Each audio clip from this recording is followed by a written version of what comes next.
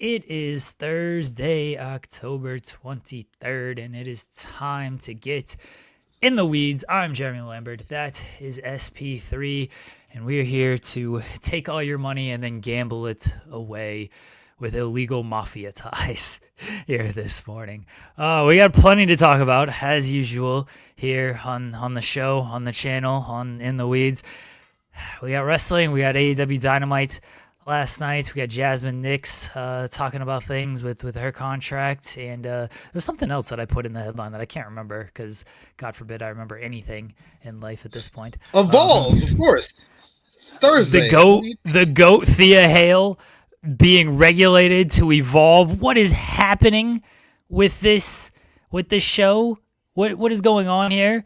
We talked about Jasmine Nix yesterday. I've confused my shows because Jensen and I are going to talk about Jasmine Nix's comments a little bit more. And I was doing the rundown for Spotlight, which Spotlight's at 2 today instead of 6:30. So my schedule's all messed up today.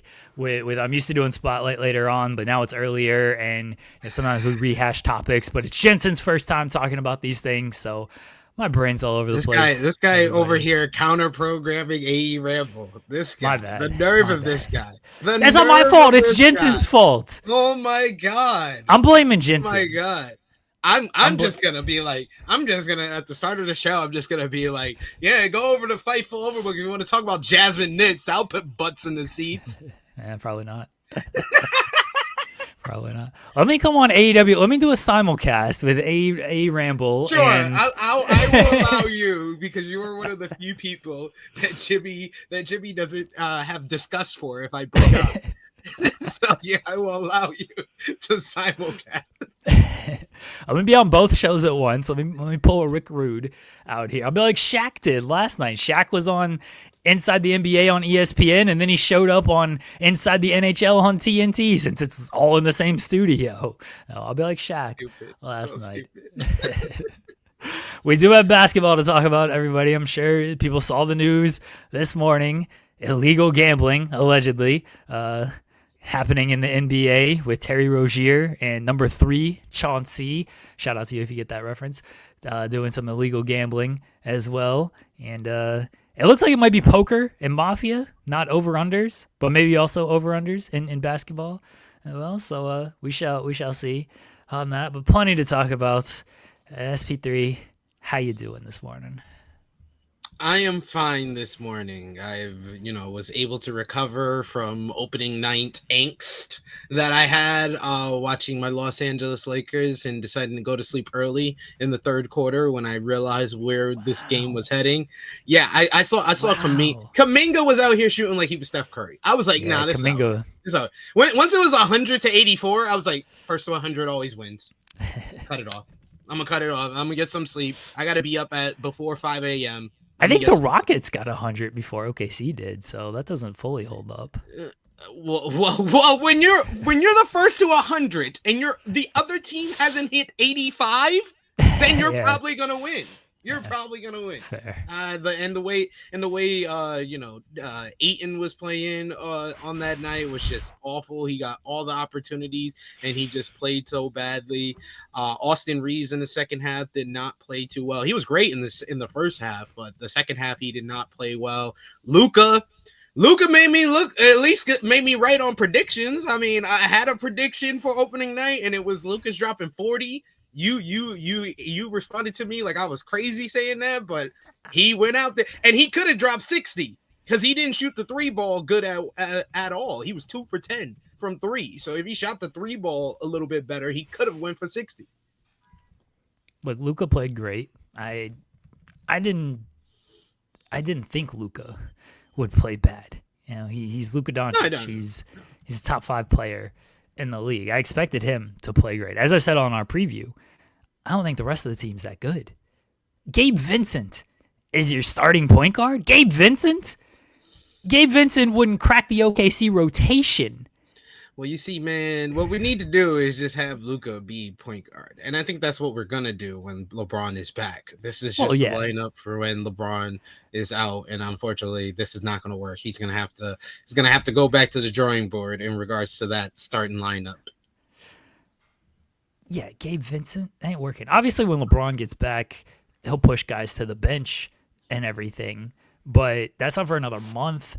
And you still have DominAyton as your center. I mean, I did sell off some of the stock. I still have a little bit of stock left, but I might sell some more on Friday. You took a bath on that stock then, because the stocks were at an all-time low after that game. They weren't very high to begin with, but they sunk after that game. I tried to warn you, as a lot of fans tried to warn Lakers fans of like, DeAndre Ayton couldn't put up good numbers on a bad team. Like, the Blazers were terrible, and he couldn't even put up good numbers there. He put up like fine numbers for his position and everything. But when you're supposed to be good, great, you got to put up better numbers than he did. DeAndre Ayton's not the answer. They got to, what prediction looks bad for me right now? And I'm going to qualify this by it's one game. I think this with the Lakers as well. It's one game. I'm not getting too high, too low off of one game. Everybody's 0-0. At least OKC is 0-0. Oh, God. Speaking of getting too high, too low off of one game. I mean, oh man, he's here to talk some basketball. I bet after all the highlights I saw, I'm ready to crown this dude and this team of like, thank God OKC got the ring because the Spurs got the next 10 and Wemby's got the next 10. So congratulations, Cam. Guys, I came to talk about AEW Dynamite and AEW Collision. Oh, that's right, you were there last night. Yeah.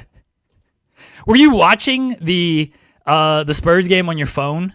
So I was watching the game on my phone, but as you can imagine, it's that thing where, it's funny.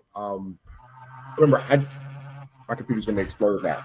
Remember I told you about the night that Rick came out to NXT? Yeah. And how we're watching one thing, but everybody's on their phones and the other thing is happening? Yes, that was happening. Like, it was just like, tip-off was late. Tip-off was almost like 9 p.m., right? Yeah. So Rose is like watching on her phone. She's like, it's 2-0. Nobody's paying attention. But as it went on, it was like, oh, he's 31-10 at the half. Oh, yeah. Yeah. It is. I've told you this before. When I was trying to ease you into your first championship, it would be unfair of me to be too high or too low because they've had so much success. Like I told you, we won the championship 3 times when I was in college. We come back and win the 14 title. I'm not greedy. Like if it never happens again, it never happens again. However,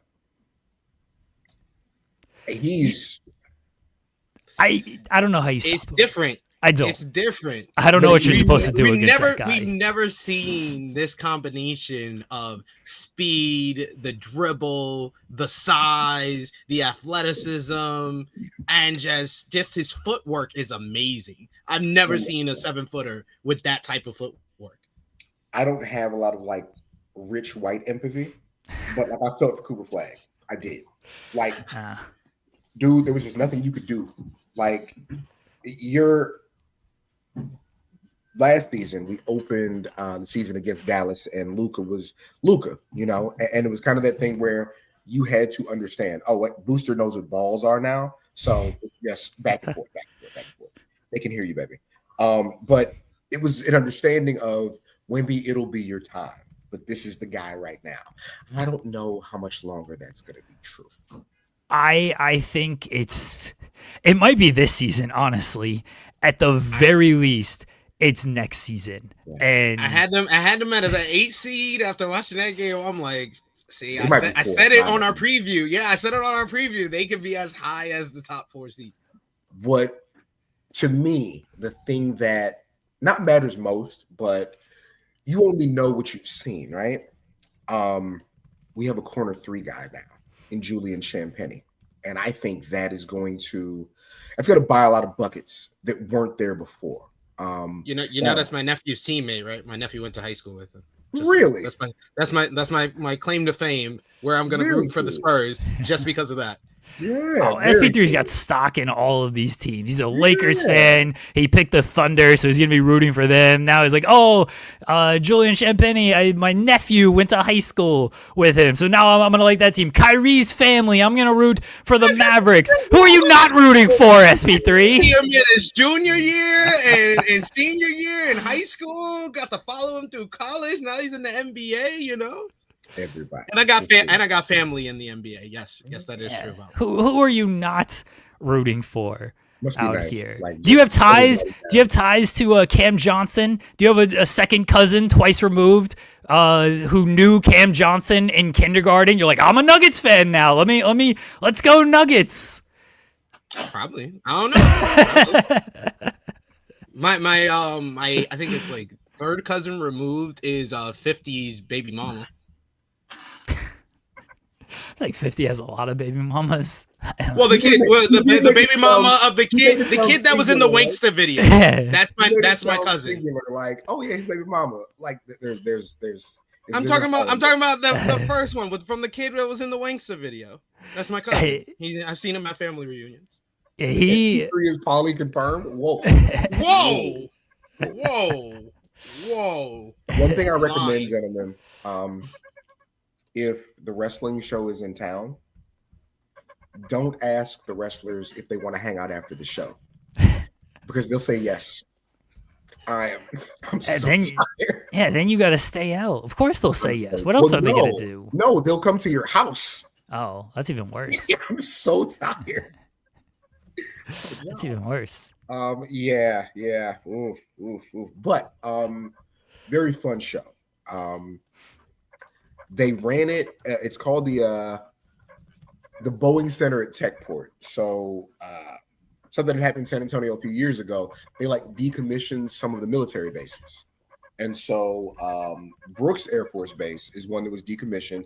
And yeah, Boeing built like a little small, it's a gaming arena. It's like an esports arena that they built over there. And TNA's run it, I think, twice. And I've been to both of those shows. So it's like a 1,100 seat building, right? Looks more like a big TV studio. But it was a fun show, man. That was really, really fun. I was so sad. I didn't get there until shut up, boy. It's just a squirrel. I didn't get there until literally right after the 6-man, right? What we did was the parking lot A was full. Parking lot B was full. So what did we do? We went to media parking. And I explained to the man who I was, and I explained enough, I guess. Got to think of that more often. Just pull up the Ringer, pull up Complex, pull up Yahoo. Be like, look, this is me. Your picture being on the website matters so much. Yeah, it does. Yeah. When I start Castle over Vassell when Fox comes back. Again, spoiled. Like I'm from a time when our team was constructed where our third best player, actually our second best player, came off the bench. Yeah. And there was very little anybody could do about it. So I'm the wrong person to ask about lineups. I would figure out what works and go. It's what I think, because there is a level of continuity and understanding, and they got video packages and the guys hang around. If you told Castle he had to come off the bench, I think he would understand. Because his money don't change. Yeah, but players still get weird about that. They do. I mean, I went through this with Harden. I promise. But I'm with Cam because I feel like Vassell is more likely to get upset about coming off the bench than Castle to me. And players just get weird about it. James Harden is the prime example of he had a good role as the 6-man. He wanted more. Maybe he would have gotten more. Maybe he would have been a starter going into the season where he got traded to Houston, but he wanted his own team. He didn't even want a starting role. He wanted his own team. It's like your money doesn't change. You're still closing, but guys they don't sacrifice. Some guys just don't sacrifice like that. Manu did. Manu's the exception, not the rule. Yeah, he's one of the rare exceptions to be that good and come off the bench most of your career. It's very rare. But yeah, the Spurs are deep. They're deep when it comes to guards, and Wemby's going to be an MVP candidate. They're deep when it comes to front court because they have Wemby. Yeah, that's it. Who else do you need? I mean, Cornette's good. That was one of the most impressive things I've ever seen. It was fun to watch, and again, you're like, You're watching a very good wrestling show, but you got to keep looking at the phone, looking at the phone, looking at the phone. Hey, I'll give y'all credit. Y'all were a hot crowd. That crowd was great. That was probably one of the better crowds they've had for AEW in a couple of weeks. They were into it, man. It's I think, of course, they're really into Hangman, super into the Death Riders.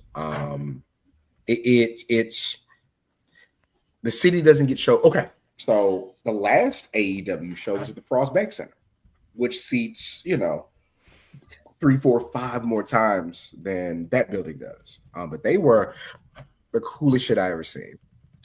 So we sat like in the back, like up towards like a private bar. There's a family that has a private section, right? There's guys sitting in front of them. And the dad taps the guys in front of them and say, "Hey, that's not your seats." He said, "What do you mean?" He said, "Oh no, we bought these seats so nobody could block our view." So they bought the suite and the seats in front of the suite. I was gotta like, respect it. Yeah, that's gangsta. They got to slide. Yeah, gotta respect it. It's a really cool building. It's a really intimate venue, but it's really, really cool. Like I said, TNA filled that up the last 2 times they were there. And the crowd was. They were really into Harley Cameron so heavy. As they should be. And she was hilarious. Yeah. I feel like the crowd is the reason why I enjoyed that segment so much. I think any other crowd like reacting or not reacting to that segment, it doesn't go off as well as it did, because that's a straight 1980s segment that was with the whole birthday cake and everything. But that crowd ate it up. I think like in person, it was really interesting, like to take Rose to the show, and like, she saw Megan Bain and she was like, oh, she was like, look at her. And I was like, Rosie, you've hung out with her boyfriend. She's like, who's her boyfriend? And then like I texted Joey and I was like, Joey, your girl go in there going crazy. She was like, oh yeah, I thought he was cute. I was like, word. I'm not texting him that. Listen, man, that damn Okada and Bandito.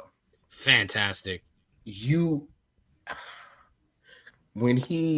It's weird to talk about Okada. We all talk about him in these terms, right? When motivated, when interested, when he's not an autopilot, he's a fucking monster. It was so good. He feels like he's back now. Like it's been like a couple of matches in a row and a couple of TV matches in a row where he's like really delivered. And I feel like before our eyes, it was like the last few seconds of the show where it hit me, where I was like, beginning of the year, first quarter of the year, Tony Storm had best character in AEW on lock. Like summertime, it was Hangman Adam Page in the redemption arc.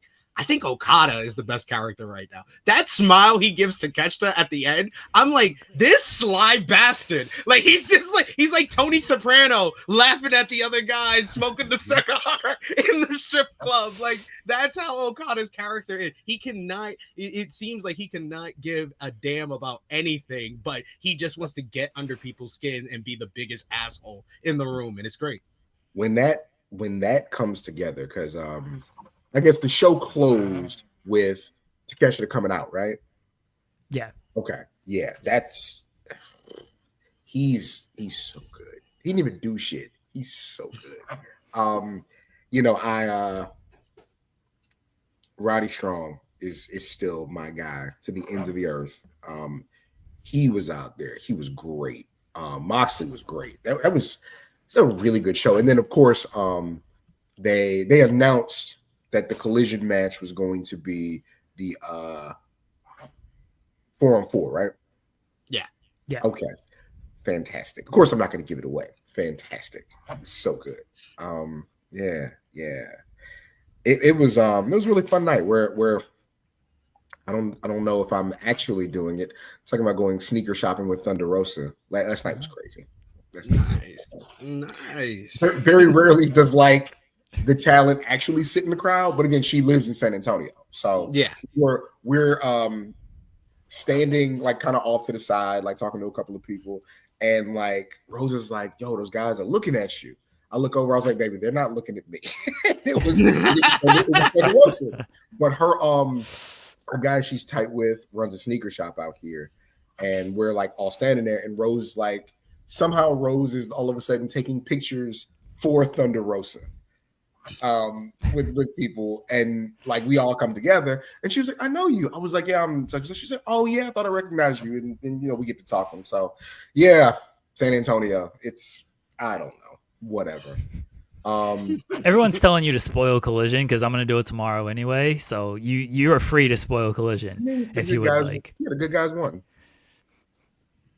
Jurassic Express and Jet Speed won. Yeah, everybody. The good guys won. And they're $400,000 richer. Yeah, they had $400,000. Jack Perry, he's going to be making a lot of knives. 700,000 between Jurassic Express and the last two matches. Yeah, he's going to be making a lot of knives and doing a lot of jacking off with all this money. He'd be in good shape. You don't have to say that when I'm around. You can. That's what it is. That's what he does, Kim.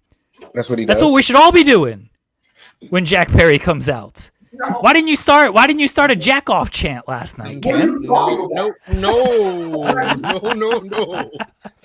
sir. Absolutely not.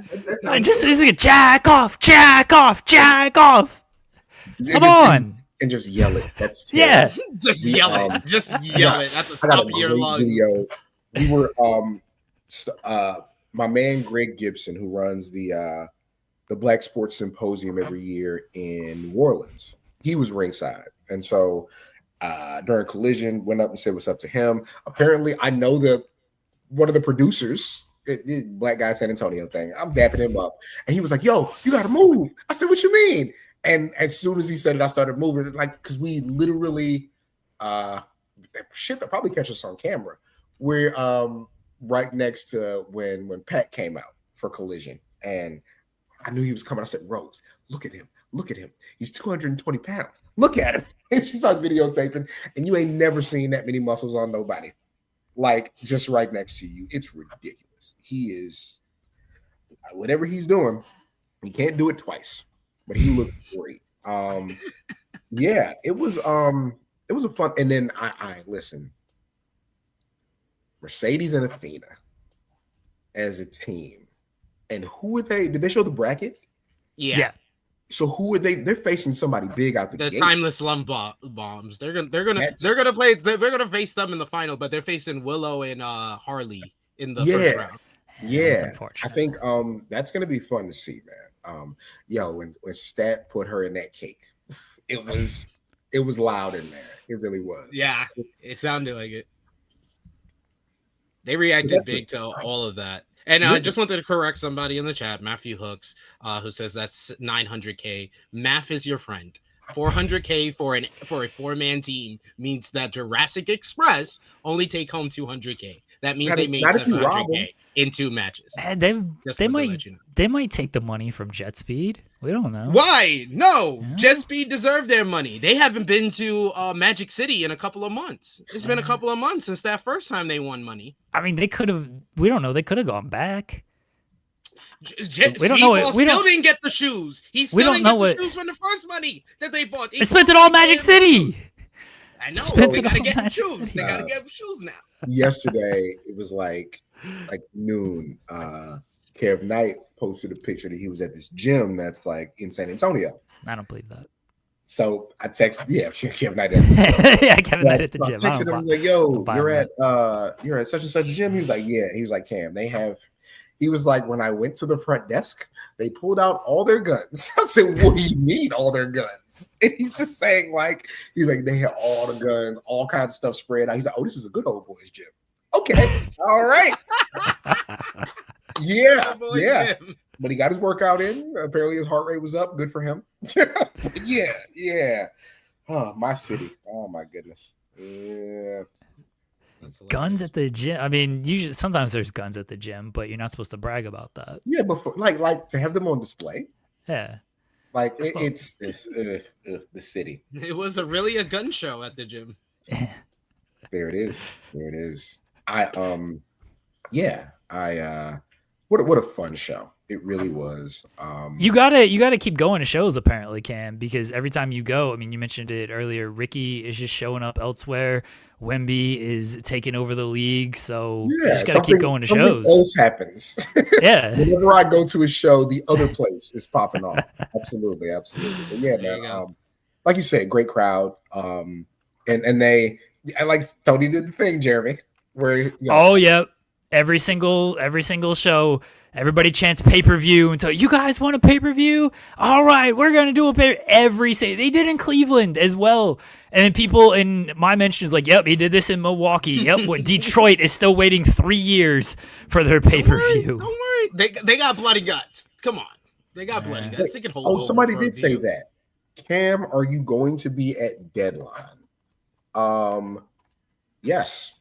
I don't know what else to say. I'm sure that I am. It's at the same arena, so it's at the place where AEW was last night.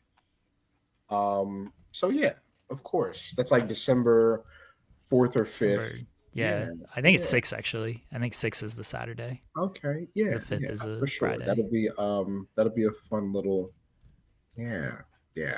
Rick still hasn't met Booster. We were I was with Ricky on Sunday. We got together for Cowboys Commanders. He's nice. The worst friend you can have when your football team is losing. Do you know why? Because he doesn't watch football. Yeah, I was about to say, is Ricky a football fan? He's not a sports fan. Yeah, I didn't think so. So what he does is it's me, it's Ricky, and it's my friend Amber, who is she's kind of part of the Wale Mania team, like from LA. She recently moved to Austin. She's a lawyer for YouTube. So her and Ricky can talk about the fancy restaurants that I can't afford. It was very nice. But this fool, every time I say something or react, he's parroting what I'm doing. That sounds right. And I was livid. I called him some of the worst names you've ever heard anybody call their friend. And he took it in stride. It was fine. It was fine. He had that ridiculous shirt that he was wearing on Tuesday in the bag from Nordstrom. I was like, why does your shirt have sleeves but not really? But yes, it was fun catching up with him. Hell of a promo on Tuesday by him. Listen, yes, it was great. And I think that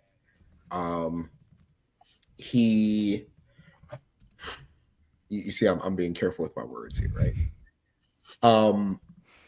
You can just say nobody watches this show. He's not.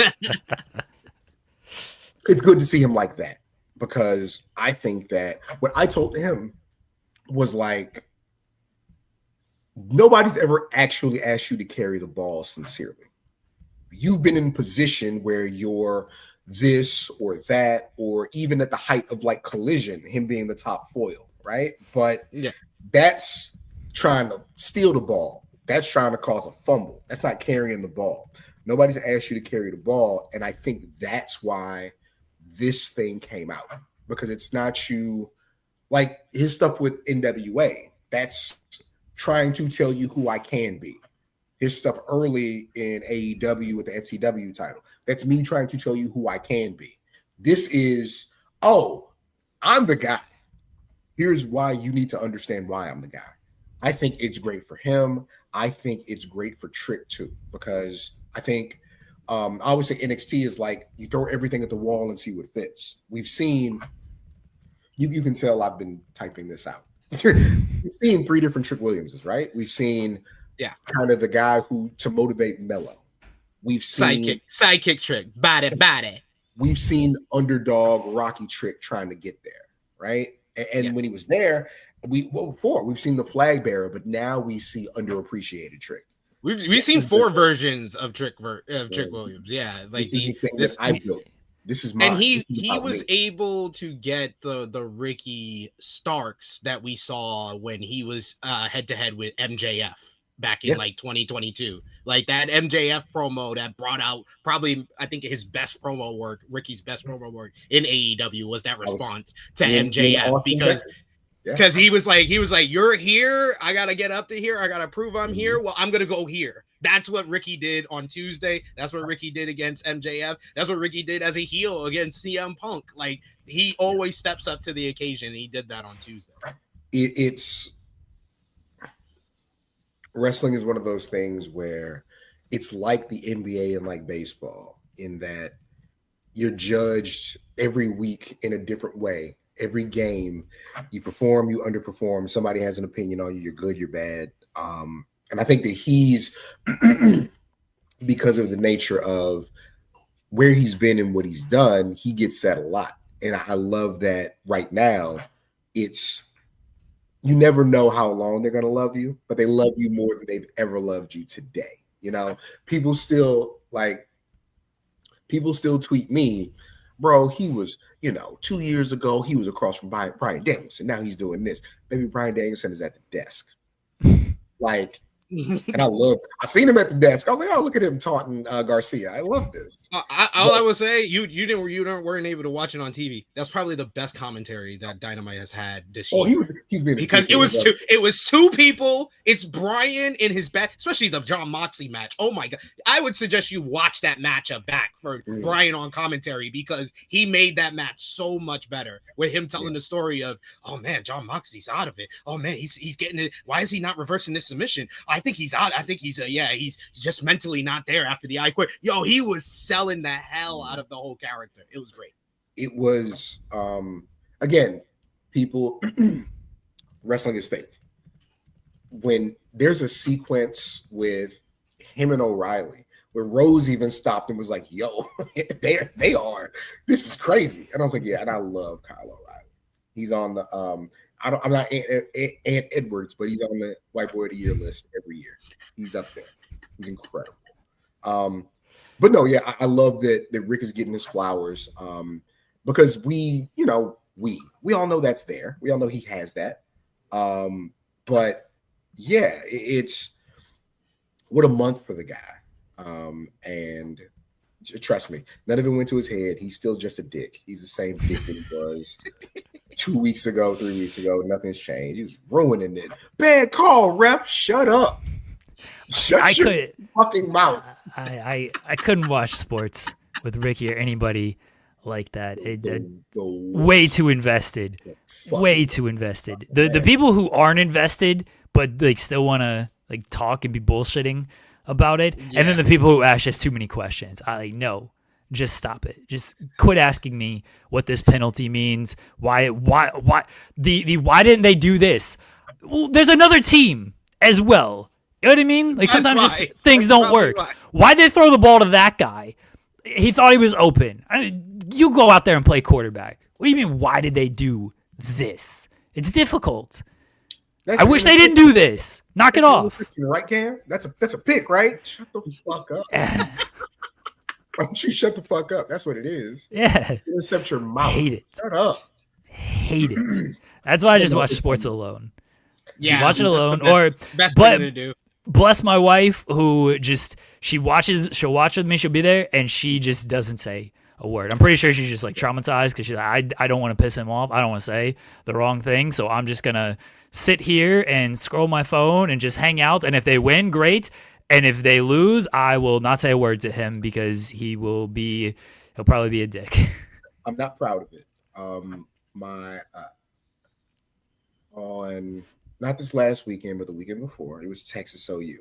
And we go to a shopping center because the guys who I do my man Greg that I was talking about, he's one of the owners of the sneaker boutique Kicking It, and they have a location in San Antonio and in Austin.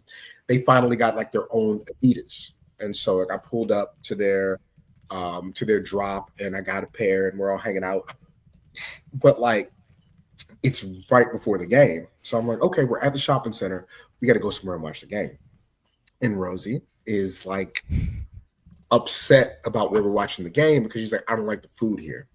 And I'm like, I understand you don't like the food here. Please find something or wait, but it's Texas OU.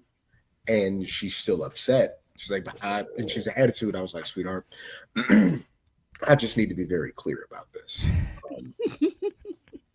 It's Texas and Oklahoma.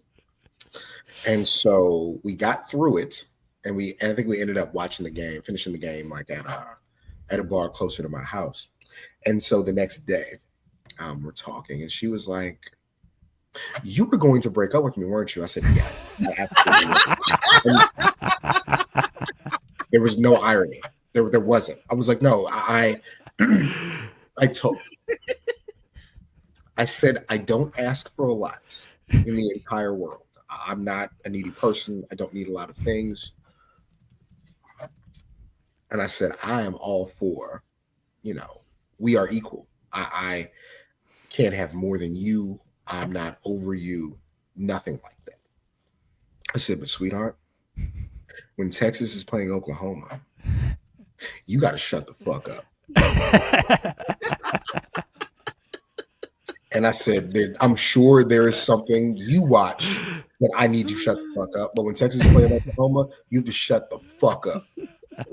And, she understood. There was no pushback. Beautiful. There was no Beautiful. pushback. It was just like, you know what? I should have probably shut the fuck up and had it there. Ugh, yeah. It's a different animal. But no, don't watch sports with Ricky Starks. Ever. It is the worst experience ever. Oh my God. Yeah. I told you like a couple years ago when Golden State was in the finals, I said, hey, we were literally at the same like mall that we were at. I said, hey, you want to go watch the game? He said, who's playing? I said, the Warriors in the NBA Finals. He said, that's still going. And I was like, come on, man. What the fuck are we doing? I will always be endlessly impressed at somebody who never had interest in didn't want to play high school sports, didn't care, wanted to go throw rocks at trains. But yeah, and is so athletic and smooth and gifted like that. Shout out to the kid. Yeah. But yeah. And also, as good as Ricky was, I think Trick was that good too. Oh, Trick was great. Do I look like I belong on the Indies? It's so good, and it means, yeah. Because again, Trick tried to come up through Combat Zone. He's not actually above it, but he understands they got a real shot because they didn't do it with Trick and Obafemi. They didn't really do it with Trick and Javon because that was kind of a big bro, little bro. Mm-hmm. These two can be contemporary in a way that will matter. Because again, like you said, there's been 4 different Trick Williamses.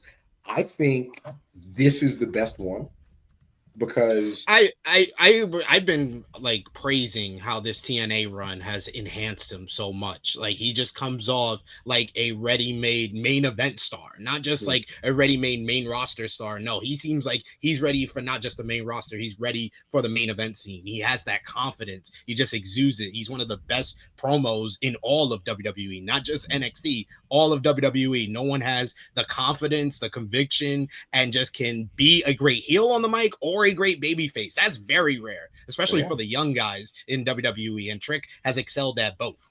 Yeah. He's all in on what he's doing. He believes in what he's doing. I think that matters a lot.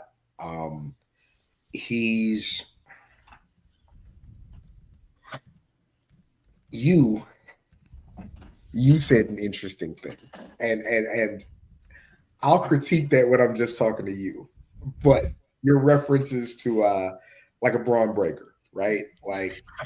It's that's young Nepo, my young Nepo. The Cam and SP3 conversation. It's not. I need to just remove.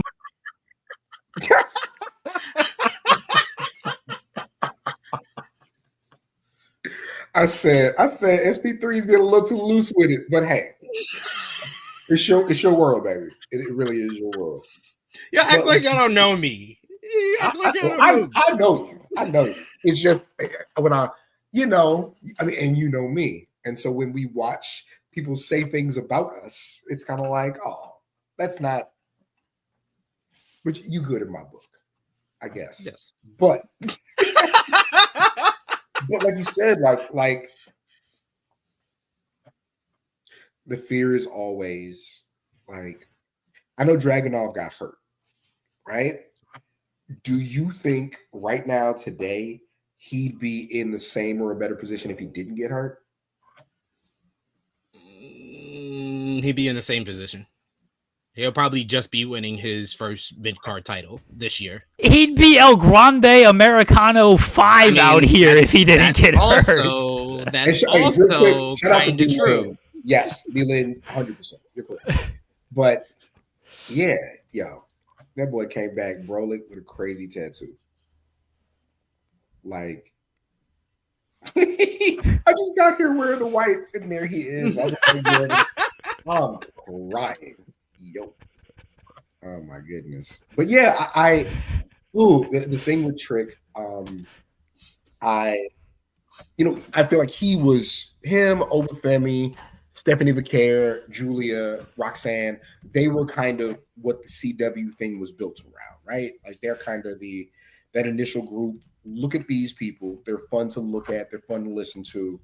You do get nervous because like Dom's one of the most popular characters in wrestling right now, right? A lot of things had to happen for that to happen. I don't know. I love where Ricky is and where Trick is, and I hope that thing is more than just 1 month or 2 months, because I feel like they can really help each other a whole lot. We need that one-on-one NXT men's feud. We really do need that, I think. Not just you got the title, here's a 3-way, here's a 4-way. Like we need the thing. And I think that, Obafemi is going to be great and is great. And don't let nobody tell him he's not great. He never had that guy across from him that was actually challenging him and pushing him one-on-one. And I hope that Ricky and Trick can be that for each other.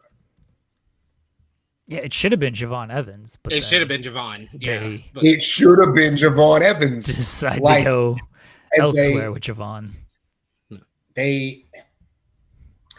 Now Javon's got that with Leon, so Oba just has to find his somebody. Oba's going to be on the main roster, hopefully, sooner rather than later. His buy will probably be Braun Breaker. They're so good. That Javon being 9 feet tall really flips everything. Because, like, I've said this for like 15 years. You know what WWE's been looking for? They've been looking for the next Rey Mysterio. Yeah. And I think it's Javon. Without a mask, but somebody who I was talking to the guys last night. Javon came up and I was like, yo, Randy Orton can't wear oversized t-shirts and look like a big kid. John Cena has that unique physique and build to where when he did that, it works. Nobody else can do that, right? So whereas Rey Mysterio has this like Spider-Man, right? He's just like me, if not smaller, but he can do these amazing things. I think Javon can be that to the kids in a different way. He's got that big smile. He's lanky, but like kind of broad-shouldered, but easy to talk to, a natural speaker. I think he can be that. I think he's, again, next Rey Mysterio. That's not what I'm saying. But I'm also saying that somebody the kids can latch on to. Him and Soul, both of them. Yeah. Like that crazy athleticism, but just being cool. I think that's who they have. And man, like you said, it's like there's the Bret Hart and Diesel poster that was built off the. Wait, was it built off of the Street Fighter Alpha poster, or was it the other way around? You guys know what I'm talking about, right? It built off the Street Fighter poster. It was built off the Street Fighter. Perfect. I think that should have been Javon and Oba. For sure. Yeah. I thought the whole thing they were gonna do was they were gonna have Oba go on like the long winning streak, the long reign, where it's kind of weird that it's been a couple of years and they haven't had anybody pass Adam Cole's reign as NXT champion. But I thought they were gonna do that with Oba, and then eventually Javon, after failing a few times, would beat him for the title. But they changed course. That's fine. They're going to wait on Javon. They're having him do other things, mixing it up with Leon and being on the main roster a bit and stuff like that. So they have a different direction where they're going with him. Yeah.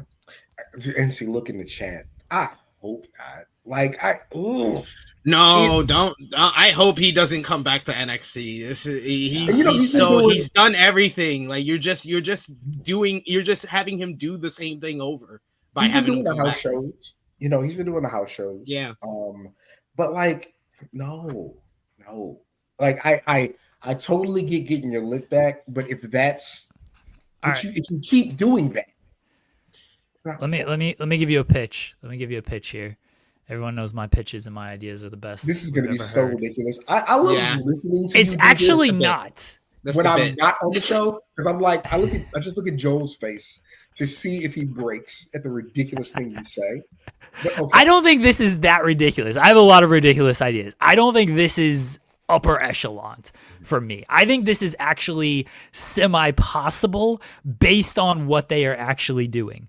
Oba comes back, right? Confronts Ricky, whatever he does. Ricky gets a heater, gets a big guy, Omos. Well, yeah, Ricky and Omos to battle Oba. See, they're doing that at the house show. They've been doing Oba and Omos. That isn't super ridiculous for me, all things considered. Now, you want to get ridiculous. Ricky gets a heater. Microman is who actually comes out, and he is paired with Ricky.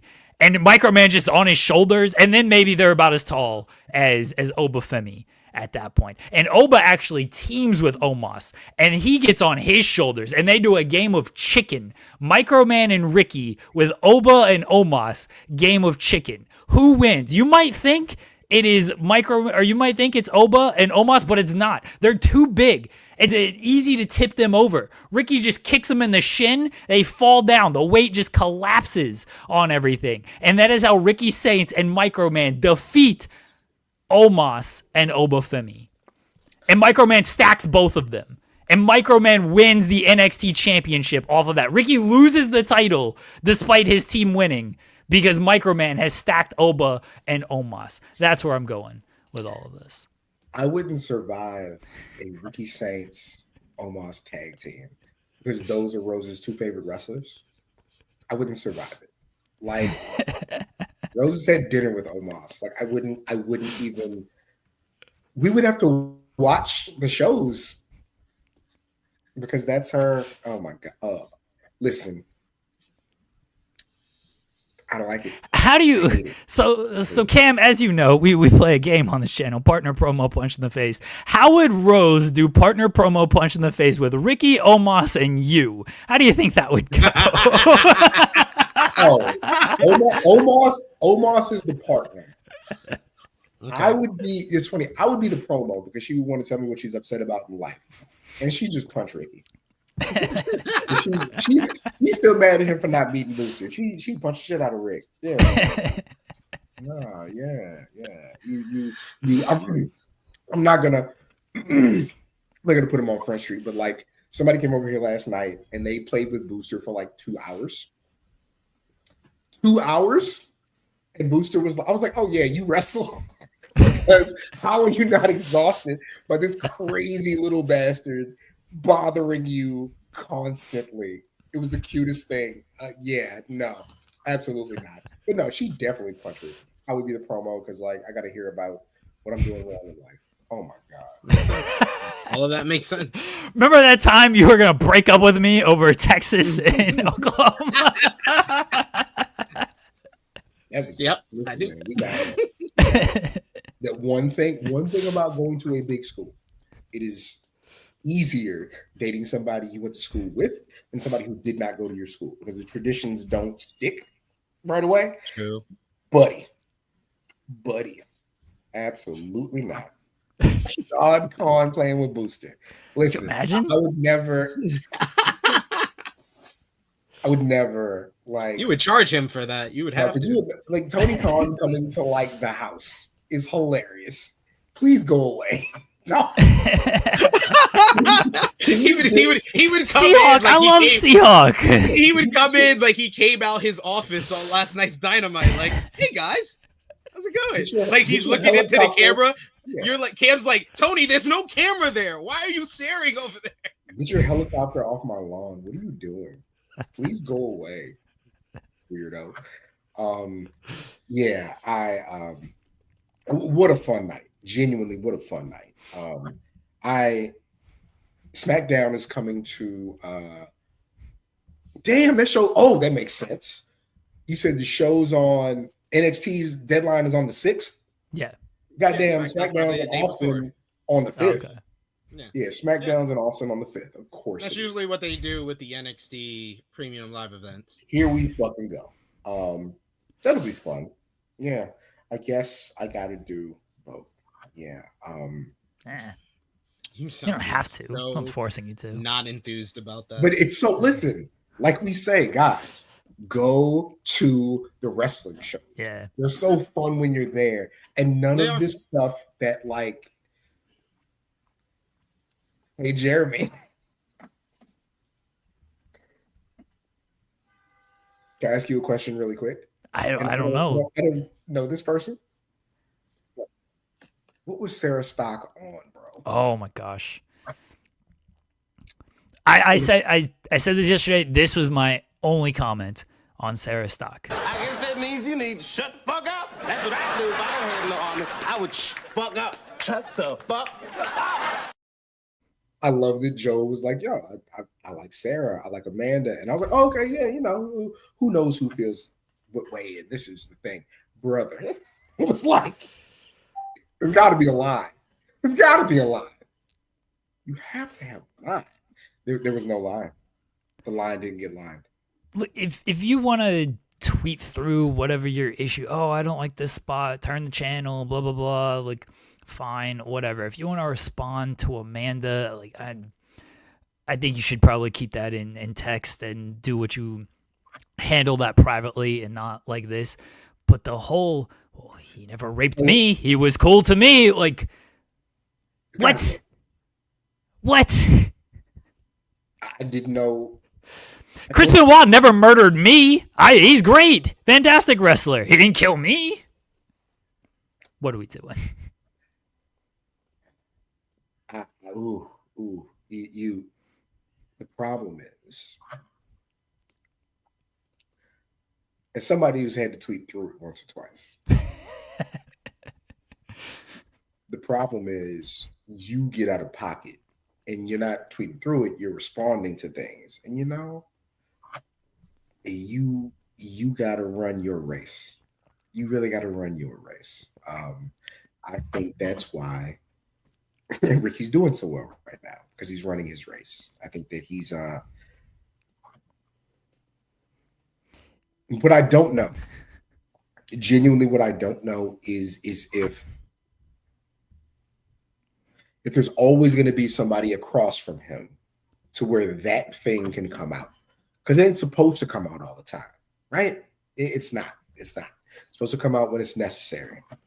That lady, she pulled it out when it wasn't necessary, and she pulled it all the way out. The cat isn't just out of the bag; he's down the street. Jesus Christ in heaven! I what possessed you? As we get older, as we do this more and more often, it gets harder for me to read the timeline because people are begging for a thing to be upset about, begging for something to react to. But guess what? I don't know if you were hungry or not hungry. That motherfucker fed you with that. Is what? I can't fathom. Boy, it doesn't make any sense.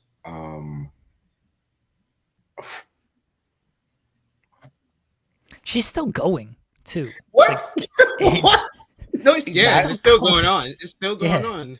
Her and Gail Kim, they don't learn from their lessons. They just keep digging deeper. You know, at least Gail's thing was kind of built off disrespect. Yeah. And like while it went way too long, if you don't,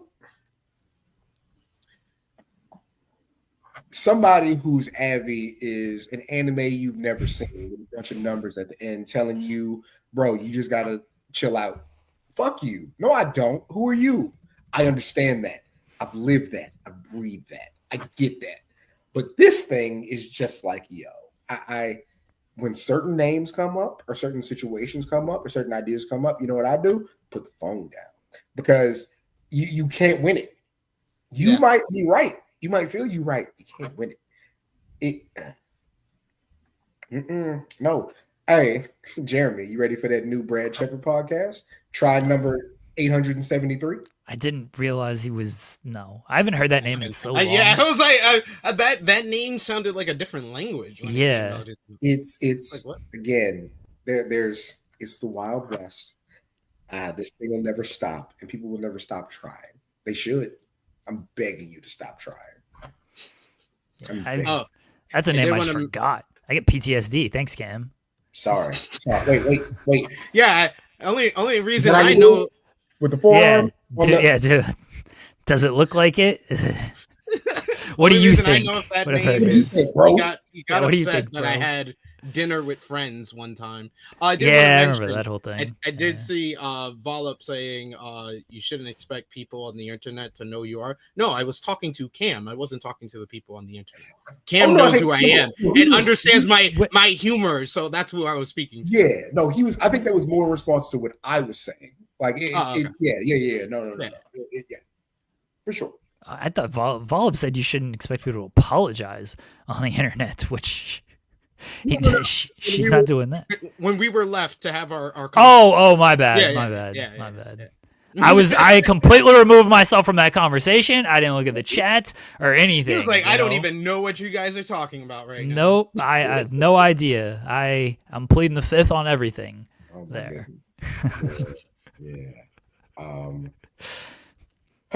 Yeah, I have to go back. I was talking to Hobbs, my new best friend. Nice. Pressing them fat women in San Antonio. Yeah, he had to contact you about fat women in San Antonio. You know I got on his ass about that. How dare you? But no, he's my best friend because the last weekend that I came on the show since Wrestle Dream, right? No. Oh. No. So Wrestle Dream was like 5 days ago. It feels like a lifetime ago. That's fair. It was very fun seeing Mark Briscoe last night because Rose remembered him because she was at the Supercard of Honor press conference in Philly. So it was only like 15 people in media, but it's in one room. So Rose just sitting in the back charging her phone. And that was the funniest thing. Why is that tall blonde girl all in your face? It was Xenia. I'm like, Rose, that's the homie. Like, please be cool. What are you doing? But we're at Supercard of Honor. She got to see Mark Briscoe for the second time because we were ringside for the match with him at Eddie Kingston. And so her getting to see him like wrestle, she was like, yo, he's really, really good. And he is really good. It was that's one of my favorite conversations. And Jeremy, I know you got to read through it, but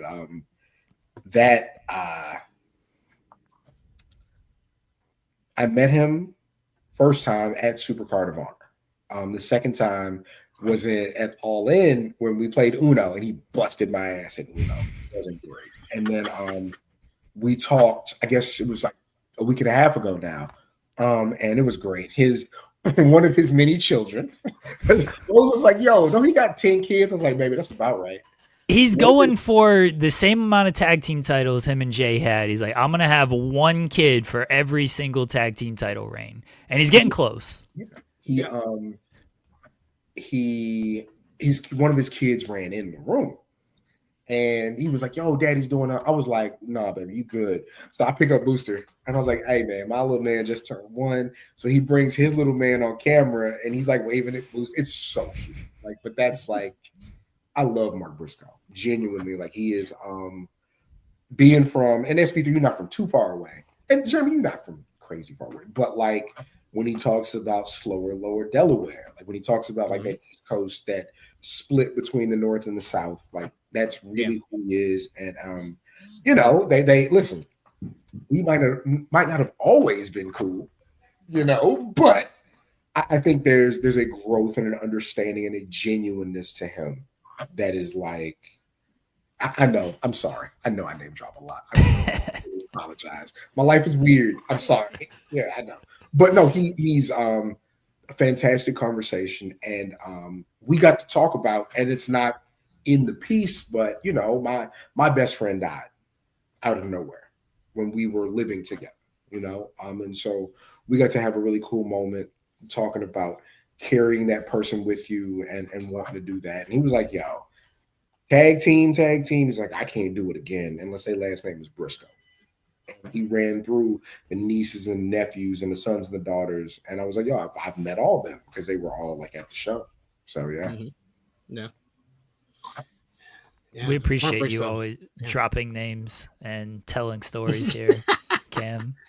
That's what he's known for. That's the bit. He has to come and he has to do his gimmick. But yeah, that's what it is. I literally, like, the first person I wrote about for The Ringer was Ricky. The first person I wrote about for Uncrowned was Trick. You know, like, those are my guys. Like, I'm gonna message Ricky right now and be like, "Hey, you got buried on today's show for your sports watching habits." Good. He needs it. But no, he's doing absolutely amazing work. Again, I probably have a vested interest in it, but those two working together, I'm very excited about because I know what they both want. I know how hard they both work, and I know that those are two guys who would push each other. And I don't think that NXT has had a real one-on-one men's rivalry in that way in a while. And I think they need that. You know, that's what so many of their crescendos, so many of their apexes were built off of, you know, leading to a stand and deliver or whatever they had. So many of those were about that, and they got to get back to that, I think. And I think these are the right two guys to do it. So, yeah. Yeah, we talked about it during Oba's whole run. It's like, oh, they can do Oba and Trick. Nope. Triple threat match. Nope. Whatever. They kept delaying it and delaying it. They can do Oba and Javon. They did it once, and it looked like it was going to be Javon take it, and then they just never circled back around to it. Otherwise, it just felt like Oba was facing Challenger of the Month people. Like, all right, and going down the card instead of up the card or staying in the same position. He was going with Miles Bourne when they were trying to get him over, and then Inamura when they were trying to get him over, and then Josh Briggs when they're trying to get him over. It was like the last couple of NXT runs, like the only effective one as far as like creating a top star or keeping their momentum or keeping them on a track was Ethan Page. Trick's two runs were not good. They were not good, and they just kept putting him against Ethan Page, who he didn't have great chemistry with. It didn't make sense. So that's why I said I credit the TNA World Title run for where Trick is at, not his two NXT runs. And then Oba's run, I felt like they kept going lower on the card instead of where he needed to be. The problem with Trick's NXT run is he did not wear the title upside down. And do you know why he wears the title upside down, Cam? Because he's turning the establishment on its head. He's turning it upside down. That's right. He turns it upside down. You have to repeat the same thing that you said. Then you have the correct answer. It's like you work in a school. It's like if when you're answering a question, you have to put part of the question in your answer. I think it didn't give Ricky more credibility by beating Oba. I don't think that affects what we're seeing with him. I think that Ricky being NXT champion gives him a new lane to cruise through and to talk, and people appreciate it. Javon should have beat Oba. That does him. You know, because again, we've seen, you know, Rick essentially bookended Sting's retirement. You don't get much higher than that. Like in the hierarchy of what this thing is, right? Him winning was great, and it was a great moment. We was at the house crying, it's like some dumbasses. But yeah, don't cry over people who make fun of you when you're watching sports. But genuinely, it's great the position that he's in. But man, Javon could have been and he's tall, but you know what I mean? The giant killer, the beast slayer, whatever you put on that. We talked about this leading up to the show. Is Javon and Oba actually had the history and the story there and it felt like if Javon was going to do it, it was going to really make Javon. Ricky, like we love Ricky. I'm very happy he won the title and everything. He beat like Josh Briggs to earn a title shot. And it's like, all right, well now you're That's the. what I want to talk about, Jerry. I'm sorry. Let me pause you right there. What they gonna do with that man? Josh Briggs? Josh You Briggs? can't listen. He is, guys. I just want to let y'all know. This may be an epiphany for you. You know how Donovan Dijak left last year? He hasn't. They just replaced him with Josh Briggs. That's basic. He's their new Dijak. What do you? He's the guy who's never gonna get up to the main event spot. He's just gonna have good to great matches in the mid card. But listen though, they like Dijak. Yeah. They don't like him, and I don't know. What they do. I'm not even joking. I think it's. I like him. I like everybody, right? But did they not like Josh Briggs? They gave him the Undertaker's spot to do. No. When I say they, I'm not talking about the people in charge. I'm talking Okay. about Oh, you're talking about the fans? Oh, Yeah, he should be the top heel. Yeah. The reaction he's been getting. but they want him to go away. Yeah. Like, oh, you think it's go away? You tell me if I'm misinterpreting, because it sounds like they're like, yo, they're shitting on him. That's what it sounds like. Are they criticizing him in that way because they like him? Because it don't seem like. I don't pay attention to the NXT crowd. They just be doing things. Like I don't take my cues from the NXT crowd with the 200 people that they have that's always there. And like, if that's their bit, if they don't like Josh Briggs, okay, that's good. But I feel like Josh Briggs, it's helped him. It's helped enhance his character on TV. Yeah, I like him. I think he's solid. And we're getting a Hardy compound match. Well, no, he did. Matt did specify the Broken Rules is going to be in front of the fans, because there was a lot of people who immediately was like, "Oh, it's going to be cinematic and stuff." So he said, "No, it is going to be in front of fans." But in the past, when they have done Broken Rules, the last Broken Rules matchup I remember was them and the Decay, where it did start in front of the fans. Then they went out and they did like a whole car chase and did all their broken cinematic stuff, and then came back to finish the match. So hopefully that's how it's going to be, because I do not want to see Hardys and Dark State again in the ring. I do not. I thought that was objectively one of the worst TV matches I saw this year, because Osiris Griffin still learning. You playing the hits in 2025 is so weird. Mm-hmm. But that's what they do. They play the hits. And listen, it's what you're supposed to do.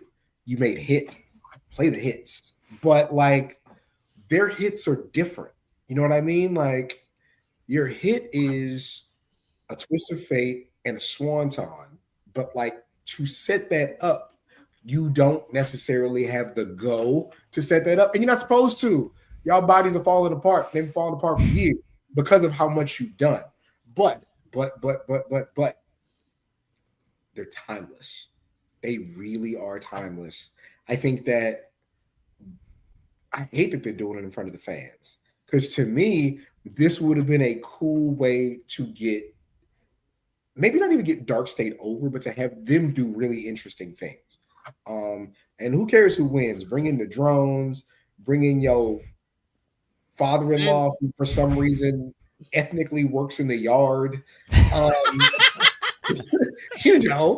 Bringing the kids with the bows and arrows, like, do all that fly shit. Like, I want to see Dion Lennox like do a backflip over an arrow, a Nerf arrow. Because I want to see Saquon just cut a promo on Maxwell. That's what I want to see Saquon cutting promo on the whole broken compound. Like, I just wanted to see that, and that's the only way you could get all 4 Dark State members against the Hardys, and it's not a handicap match. He hits the ring bell with the video and goes crazy in there for like 3 minutes. Like, if anybody rang my doorbell and they have their do-rag on sideways, I'm not answering. Me either. Why is your do-rag tied where your ear is? I've never answered the door. It's so funny. It's so funny watching Dark State promos because all of them sound so scripted and manufactured. And then you got Saquon. Well, I was like, this guy is the only one with any amount of charisma. Like, it's No, but then ridiculous that this group has a lot of charisma, but it's only from one person. no, I love that he comes out and does this thing, and then the white man shows up and says something so like sexually suggestive. They just have to stare at him. It's actually perfect. It's actually. I think with Dion Lennox, you know, we as a community, you know, I thought that Jason Jordan was big and good looking and light skinned, and that thing's eventually going to happen. Dion Lennox, I think, is also that. I think he's better doing this than what he was doing, but boy, you just don't know. Like you said, like you made the best comparison. He reads. Yeah, he is so Jason Jordan coded. He is. You're big and you're good looking. Can we flip this? Like, can we make this a thing? Yeah, I don't know. I'm excited to watch. Well, I'm excited to watch the show. I'm lying. I'm gonna watch. I'm gonna try to watch Ricky and Trick live. I'm going to a birthday party. Like, I'm in San Antonio. I'm going to a birthday party at a super hood spot. So, like, yeah, I got to be careful with my wrestling. I don't want to be the old man and the nerd in the corner watching wrestling. Damn, that's the double whammy. What I was gonna say before is that I think in a perfect world we would have had Javon beat Oba at Stand and Deliver, and then a heel Ricky Saints would have beat Javon for the NXT Championship. I think if I had the pen, that's how I would have booked it. I remember talking to him about what I thought Bobby Roode was, and I think Ricky has a higher ceiling than Bobby Roode. I think that Ethan Page has a higher ceiling than Bobby Roode. But I told Rick, like, that's kind of how I think about y'all. These long-term vets can get the most out of these kids by being next to them, by being with them. And I think it does a lot for them. But yeah, I of course, he's a heel in my life. I love seeing him as a heel. He is a heel. He's a terrible human being. But I tell you, it's one thing people like can cling to. You know, Rick does not talk about like Katrina, right? But they understand that's what he's from. You know, does he wear expensive clothes? Yes, but they understand that he's been working towards being able to buy them expensive clothes for damn near 20 years. You know what I mean? Like, it works as a baby face, and it's weird. Not weird, but like when you have a heel like Trick who will say things like, you know, you just want to get here and you were on the indies, and, you know, like, there's a grind to it. He can do both, evidently. Yep. Evidently. Can fucking do both. A piece of shit. But yeah. He's fun right now. And then they're gonna print money with that Sol Ruka boy. They really are. I don't know. Hopefully, but they're doing some body got a injury. That, right? They're doing another fake injury angle. It seems like. Why are we doing 2 in 1 year? She got to get out of there, man. She does. She has to get out of there. She needs to be on one of these, you know, Monday or Friday shows. She has to get out of there because, like, will they or won't they? You know, friends, frenemies. I like Zarya. Zarya's dope. She was dope before she got there. She'll be dope going forward. But you got one. Get her out of there. Send her up. Go do it. And work through your Lashes, your Jadas, your Lolas. Like work through that. Make that happen. But yeah, man, you got one that they want. And that can pull off. There's only so many moves. You know what the best move in NXT is right now? Leon Slater's Swanson 450. He doesn't work there. Yep. You know, like, that's the best move that they have, and it's so dope. But what's the next one? Soul Snatcher. Get her out of there, man. Get her out of there. Let these kids see that, and go from there, man. I mean, they brought her up to SmackDown to do matches, and she's gotten over there. Everyone, again, they love the Soul Snatcher. They got to make somebody. SP3 and I had this conversation on Tuesday when they took Braun Breaker out of the Battle Royal for seemingly no reason. It's like, just put the title SP3 had that conversation. Yeah, he did. Dude. With his initials, with his acronyms. SP3 had that conversation. I was there. It just Yes, I did. You gotta make dudes. I can't use those words. I can't use those. Thank God. No, I wouldn't advise that. You can say black family, but you can't say that. You did give me permission to say black family. Yes. Black family. I love it. Yeah. Well, that's just Aleister Black, his family. So Yeah. that's all that is. The black family. You didn't know We about are the starting previous Rainbow. We are starting Rainbow War Games. We are doing that. Rainbow War Game. Yeah, Jay White and the White family, Aleister Black and the Black family. Chelsea We Green have- and the Green family. Yeah, Amazing Red, Red Velvet, the Red family. Sexy Red, the Red family. Sexy Red will be there as well. Mhm. Unfortunately, Glacier's going to come in and Glacier's going to come in. Glacier's going to come in and ruin all this. Oh, man. Wow. There we go. Now he knows. Yeah. Either D'Lo Brown, Monty Brown. We got the Brown family as well. Mm-hmm. the most interesting conversation I had last night, and I'll let you guys go after this. I'll pretend like I have a job. You know who wrestlers really liked and thought that he was going to be that man and had a unique charisma and physique to really carry him and it was going to work? Patrick Clark. Oh. Yes, they did. Yes, they did. It was as somebody who passed a lot of drinks around last night, boy, what a sobering moment. He was pegged to be that next one, and then they saw it. Man, Like, they did. With no jealousy, or no envy or no hate, they saw it. Exactly. And boy, it brought the room down last night. It was just like, fuck. Like, oh, buddy, yeah. Why are we closing out on this note, Cam? I don't know. Yeah, like, why are you closing out on this? Yeah. Why you gotta bring a damper? What else you got Damper going to on? everything. I don't know. Oh, okay. Hey, I'll come back. Hey, I'm interested in Saturday night's main event. Why? Do you put the title on Punk, or do you let this Jay thing go? I'm interested in what they do. Seth Rollins, bless his heart, gives everything and way too much. He's And the it has- unluckiest star in wrestling right now. But I tell you what, the unluckiest star, but you know what? The right guy sees the thing in you to where no matter how many times you've been hurt, you come back, you keep getting that money, and you get a chance to do it again. You know? Yep. Triple H but- loves him some Seth. Man, well, if you had a dimensional portal, there's a portal where Seth Rollins is Triple H. Yeah, There's a portal where they're all the same person. There's a This portal is just where- a line.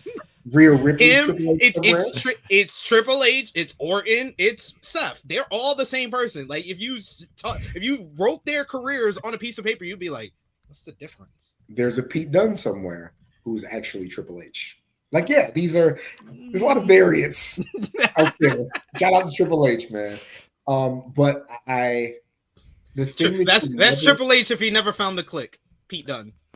I think that's Aldo Montoya. That's just incredible. Yeah, Pete Dunne's gonna be working at a Chili's in 10 years from now. yo, that's the first time like Chili's dropped a draft release. Yo, we drafted my man in September. He's gonna be here in December. Listen, I'm joking. I used to make fucking just incredible creative wrestlers in No Mercy. He was dope.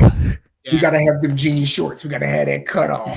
Yeah. He used to do all the finishers from WWE too. He used to do like power drivers and pedigrees and stuff. When I got hired at Yahoo, I think it was like maybe 3 weeks before the press release. how you get a 2 months? I'm about to jump off release from Chili's. Like, I understand he was the world heavyweight champion, but come on, bro. Chili's has signed former ECW champion Justin Credible to a 3-year deal. He is expected to start in December. I get your money, Justin. I love that. Got the draft considerations and everything. But the thing that is always going to be there, I hate to say whether you love it or hate it, because like you should hate bad shit. But the thing that's always going to be there and always going to work, Jimmy and Jay will have each other to play off of. And it's a thing that you simply can't recreate. There's a natural chemistry, of course, because they're brothers and they're twins and they've been together forever. But I'm always going to find some level of interest in that because of how natural they can play off each other. Yeah. Go ahead. I'm sorry, SP3. No, I was just gonna say I'm just not into it because I feel like either option, Jay wins, he's facing Roman at WrestleMania. Punk wins, he's facing Roman at WrestleMania. I feel like either way, we're not like I had you and you, like you said, you saw the tweet. I had a lot of comments that were people like, he's winning the title at Mania. What's the big problem? What's the issue? He's winning the title at Mania. He's gonna beat Punk for the title. Oh, that's better than him winning it at a Saturday Night main event. And I'm just like, y'all have way more faith than me in WWE, like from what I've seen. And I gave the numbers on Tuesday to Jeremy. Like the average age of our world champion in Triple H in charge is 41 years old. The youngest world champion that he's had since he's been in charge since 2022 is 36 years old. Braun Breaker at 27 years old. No, I don't have faith he's going to be champion by Mania. Statistics and facts tell me not to. They get mad at us all the time. They got mad at me when they did the during the pandemic, when they did like that. I think it was a Hell in a Cell. And I was like, everybody in this match has been world champion and is over 35. Like, yeah, everybody, like, yep. Give us the illusion of something being different, Yeah, he's, if there was ever a time, just do it. The matches are good. Like, it'd be different if it was like, oh, he's still figuring it out in the ring and we don't want to do. Just do it. Just do it. Like, him being the first one in his family to be world champion in WWE, like, yeah, I don't know. I think that with Punk, the best version of CM Punk that I ever saw was old grizzled cowboy trying to figure it out in AEW. That's the very best version of him I've ever seen. Better than Best in the World. Like, this was something. It was like, it was like Dark Knight Returns. Like, it was that to me. You know what I mean? Like, we're trying to sort this thing out. I think he's good. The crowd loves him. They treat him like a superstar. I don't know what him carrying the title does right now, So I'm interested. But like you said, like I it's good, but I understand you not being interested in what Jimmy and Jay are doing.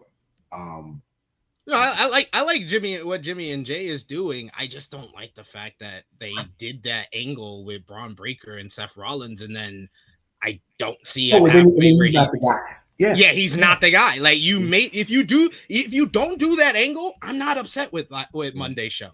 It's just going along. You're just let somebody else whip his ass. Let somebody else whip it. Exactly. You didn't even have to do that. You didn't even have to do that angle. He's already hurt. Like, you don't have to do that angle where a lot of people could have whipped his ass. It makes me assume he's the next. You're gonna push him. Like I said, I don't want to watch the next week and he's saying, "I have a lot to learn."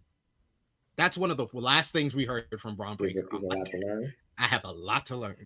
Oh my God. Just run through people. Just wreck people. It seems simple. Yeah. People making arguments. Oh, he's just gonna wind up like Roman Reigns. They pushed Roman Reigns early and that didn't work out. I was like, well, the thing is, if he gets booed, he's a heel, so that actually works for him. So, like, maybe we should push him if we're gonna get all this heat. If everybody's gonna be upset with him and boo him out the building, he's the heel, so that would make sense. This country has 18 months left tops. Go with the guy. Go with the guy, man. Like, yeah. Texas will never win another national title. I've accepted that because there won't be a football field to play on still. But by the way, as I get out of here, have you guys watched that? What is it? The Glenn Powell show? What is it called? Chad Powers? Oh, I've heard about this. I've not seen it. I've heard it. Yeah, I've seen the trailer for it. I didn't realize he was from the city. He went to the high school, one of the high schools in the district that I live in now. It's very good. It is so white. In Eli Manning is executive producer, but it's like that good white humor. It's like that good, like Will Ferrell, like old school type humor with like a dash of like, you get a George Soros reference. You'll get not taking the jab rep. Like, it's really good white stuff. You should watch that. It's very fun. Really good white stuff. Really That's the greatest review ever. Really good white stuff. There's a booster, and she's like an old Southern white lady talking about her. See, we said really good white stuff, and look who appears. She talks about like it's a double entendre. See what I did there?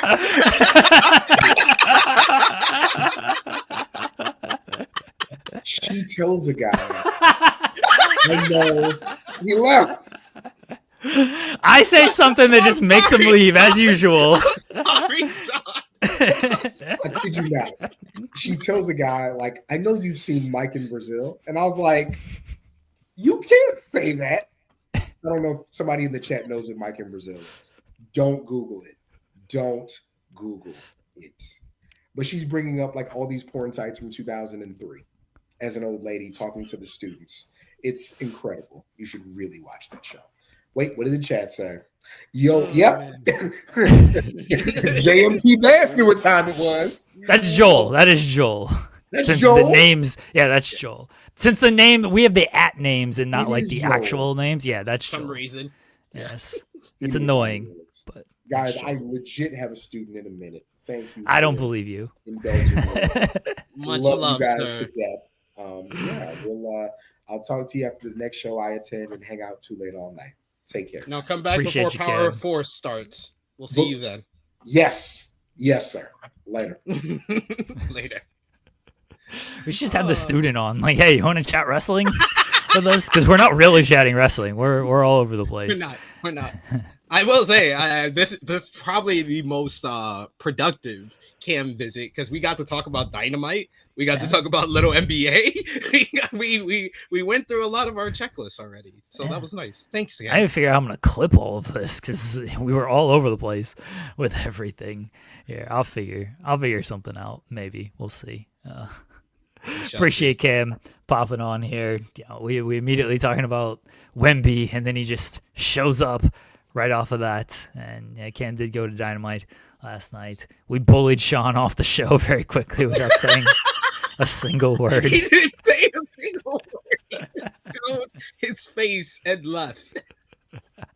I feel bad. I'm gonna message him, being like, "I'm sorry, Sean."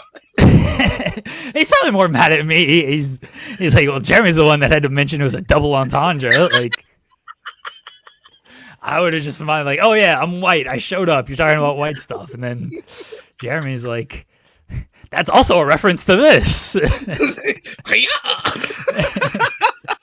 That was great. You can message him still and be like, oh, yeah, no. I'm still gonna message him. All right, Yeah, so we covered most of Dynamite. I don't know if we had to talk about anything. I else. do have a complaint about Dynamite. Right. I do Go have Dynamite complaint department. Can we move on from some of this stuff?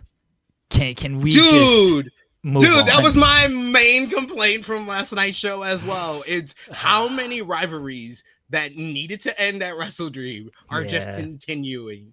Like I kind of halfway expected Briscoe and Fletcher because of how Tony went so in about a seven match series. So I wasn't too surprised by that one. But the Harson to get in the demand. Really? That one, Who yeah, was that one asking pissed for that? me off. Who's Yeah. asking for that at this point? Who? Yeah, that one pissed me off. I was like, what? It's over. You guys did a tornado match. You did a regular match. You did a street fight. What why are we running this back? I didn't like that. I didn't like that they did Hangman being like, Samoa Joe, it's on. I'm gonna fuck you up.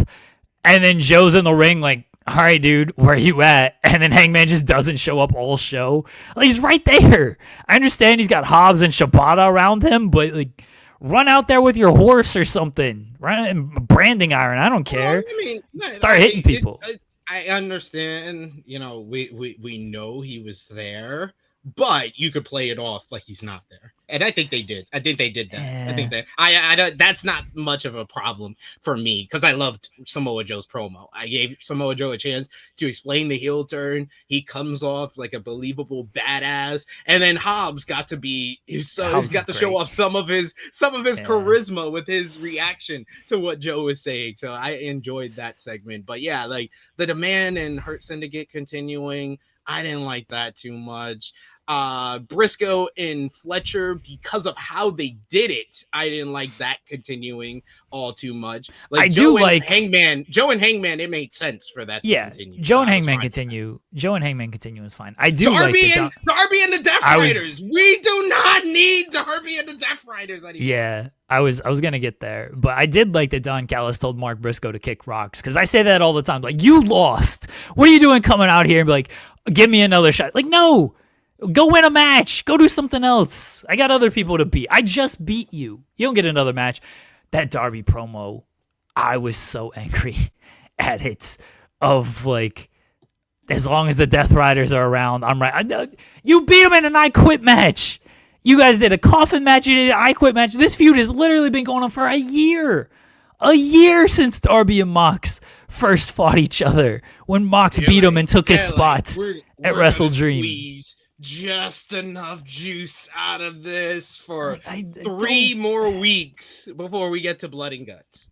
I don't need it. I don't need Darby and Mox and the Death Riders more. Now the conglomeration's involved, and like, I like the conglomeration.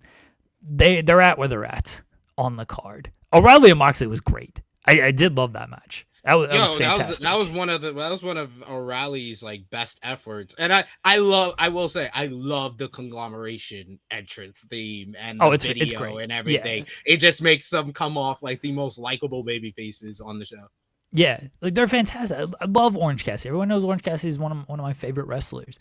Ishii is who he is. They're gonna beat him every single time, you know. And then you have Orange Cassidy, who they clearly like, but since coming back, has been positioned where he's at, and it's just it's whatever. Should be doing more with him, but yeah, like I'd rather Mark Briscoe be involved in this stuff than let me do more stuff with Kyle O'Reilly and Don Callis family. Like, I'd rather him be involved. Like, give me a Mark Briscoe, and he should be, by the way, because I tweeted this yesterday because I was thinking about it. I was like, we never got a Mark Briscoe Gabe Kidd 1-on-1 match.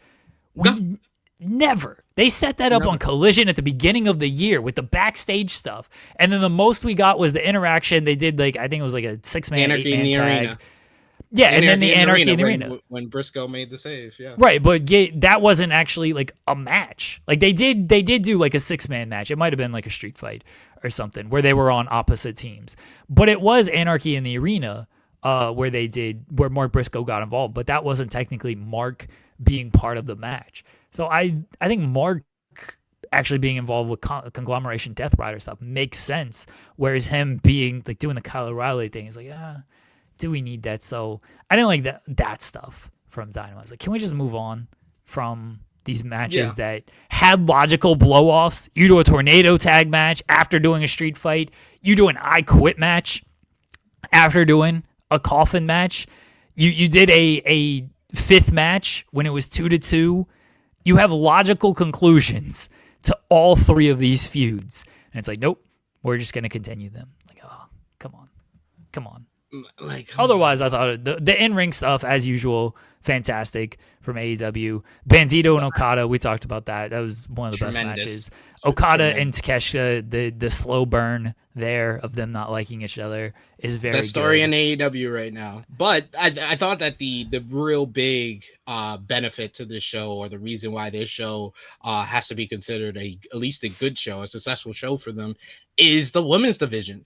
The focus on the women's division was drastically improved. And I hope it's not just a 1 week thing, because I like the fact that we have, Mercedes and Statlander for the women's championship. Plus we have everything going on with the tag team division, with teams forming with Athena and Mercedes, with you got the 4-way tag team matchup. That was a lot of fun as well. The bracket was revealed. There was a lot of focus on the women. And I thought that was the big benefit to the show. And the fact that the show could be broken down by like 4 parts, basically. You had the first part, which was Ops with the trios titles and the follow-up to Samoa Joe and the Hobbs turning on Hangman. Then you had the second portion of the show, which was the women's portion, which I think they did separate it by like a segment or so, but it's the women's 4-way matchup. It's backstage with Mercedes, backstage with Chris Statlander. There is the promo segment in the ring with the Ultimo Monet celebration.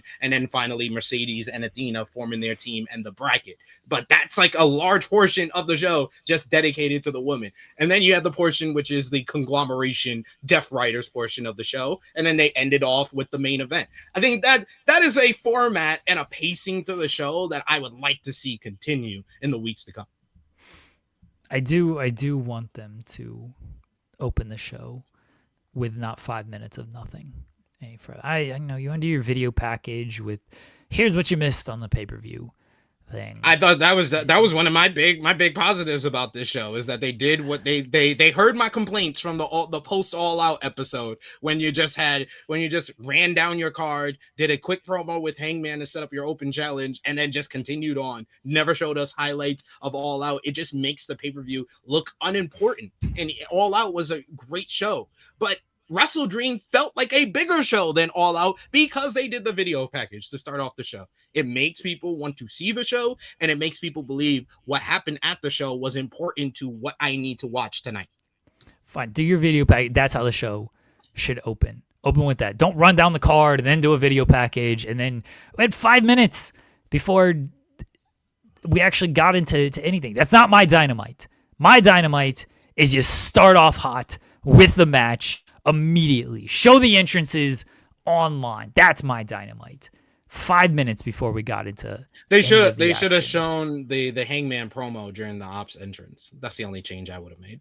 I don't like the run down the card to start the show. It's annoying. I'm okay with it.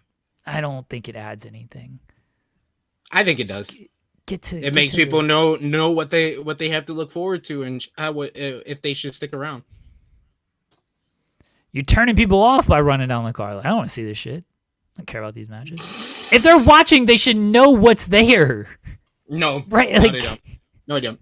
I work with someone who Jimmy doesn't count. Jimmy know what is going on the show. He is not because Jimmy hates AEW. But not every AEW fan is terminally online, and a lot of that card was announced online. Like I only knew 3 things going into the show. Yeah, the major stuff was announced at Wrestle Dream. That's what you needed to know. And then but then they announced everything else. That's what the opening is for. Is to let you know but there's other things to look forward to besides the 3 things that we promoted at Wrestle Dream. And what if I didn't have money to order Wrestle Dream? I didn't even know those 3 things was going on. So yes, I want to know what I have to look forward to on this program. Run, talk about that stuff during the first match. Then they do that distracts from the story that's going on in the ring and the story that the commentary will get across with Hangman and Joe. Grab a hold. I don't like the running down the card to start this show. It's just like the entrances. Like, hey, here's who's arriving here. Stop. I know who's on the show. I don't care. Running down the card. I try to view most wrestling weekly programming from a new viewer perspective, so I don't have a problem with running down the show. I don't have a problem with a video package. So. You know why that's the wrong take of I try to view it from a new viewer perspective? They ain't getting new viewers. The viewership is the same, and it's dropping. So they're not getting new viewers. So you know what? Cater to the people who are there, who probably know the card, and just give me the match. That is what made... Here's the issue. The one thing that I've learned in wrestling, you shouldn't assume. You shouldn't assume wrestling fans know anything. I agree with that. Here's the issue. Here's the issue. That what I really think about when the issue is on here. It just feels too WWE. And it was so much better when they just got to the match because that felt like something different.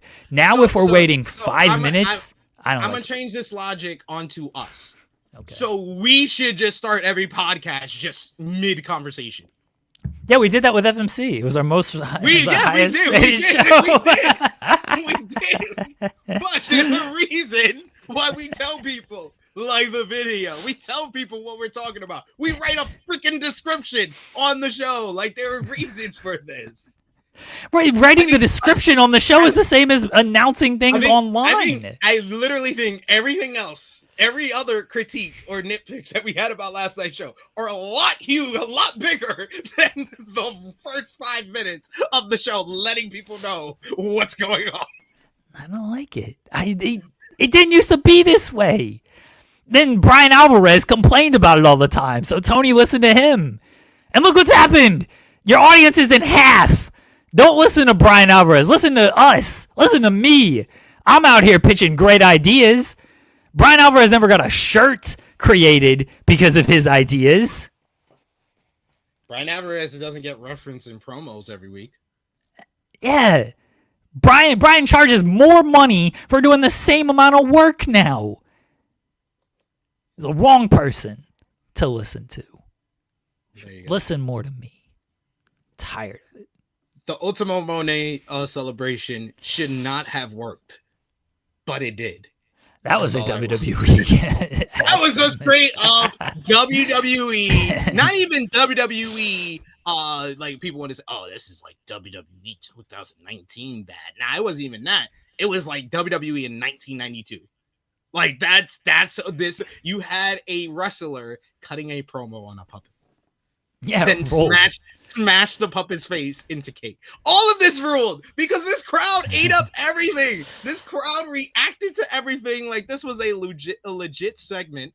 And it basically showed me how they will probably book this feud going into Full Gear.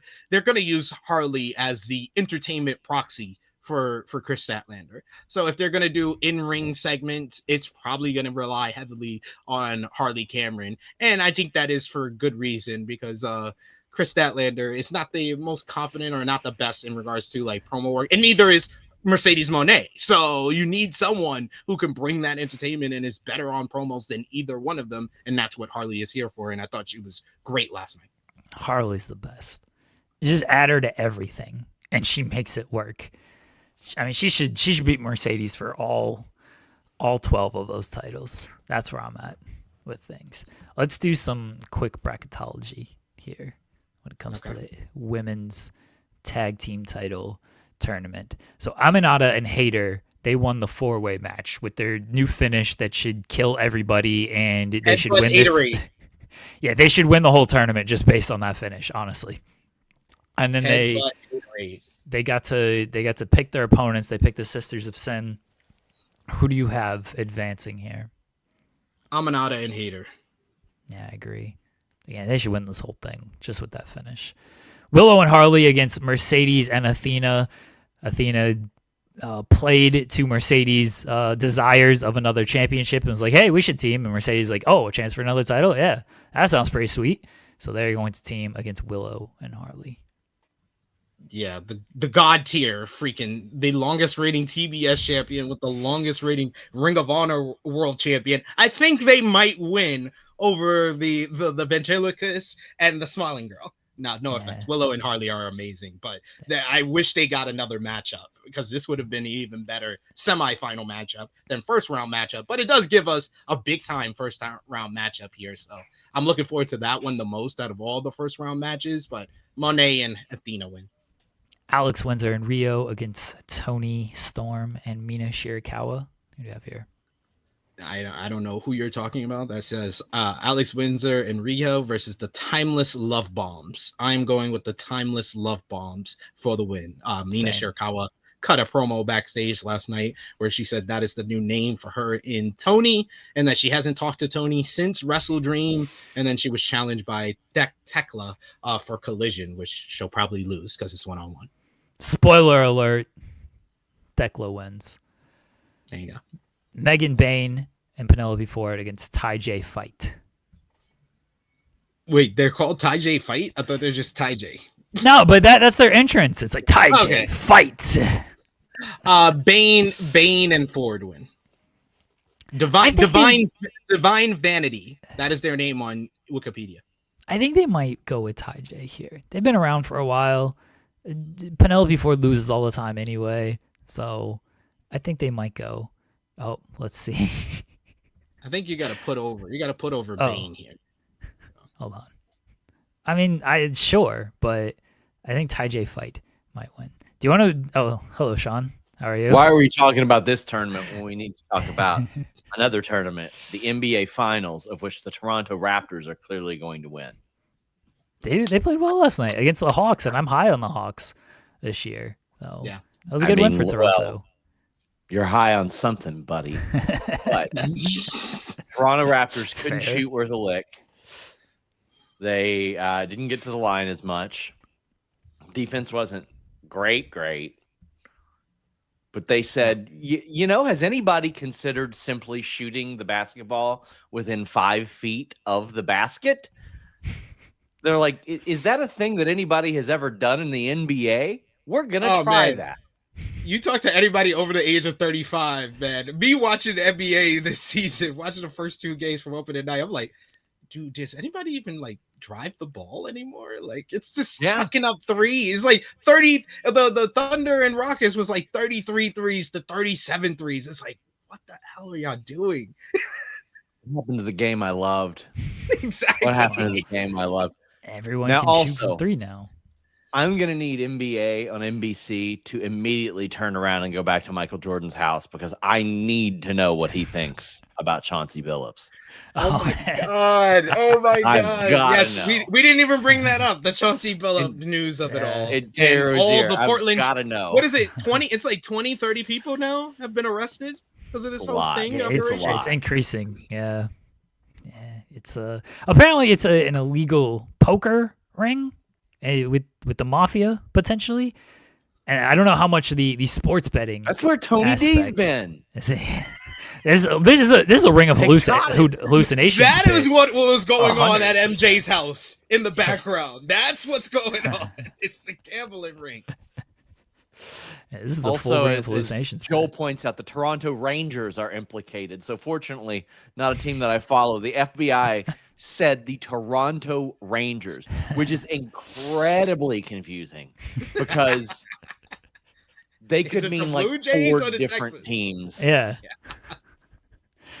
Yeah, there's a few teams from Toronto. There's a few teams called the Rangers. So yeah, that could be something it's there. The thread that makes it just not credible, and somebody was just messing with them, and they're like, and yeah, the Toronto Rangers, and Cash Patel's just. We got him. I don't understand why the league would be upset over this. If players are betting on games and everything, they're promoting the product. They got partnerships with DraftKings, FanDuel, Bet360. I see these ads all the time. Back in my day, the Washington Wizards were just bringing guns into the locker room. Back in my day. That's a good Jason Williams was committing murders. Which Jason Williams? Look it up. There's 7 of them. There's several of them, but he has a unique spelling to Jason. That's all I will say. There's this man.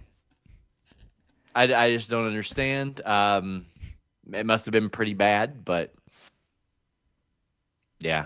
I'm betting all overs tonight. Because all these players be like, you ain't accusing me of gambling. I'm not going to get caught being on an under. Yeah, there's only 2 games in the league tonight. So before I go, I just wanted to mention that Grady Dick gave Atlanta Hawks some grade A dick last night.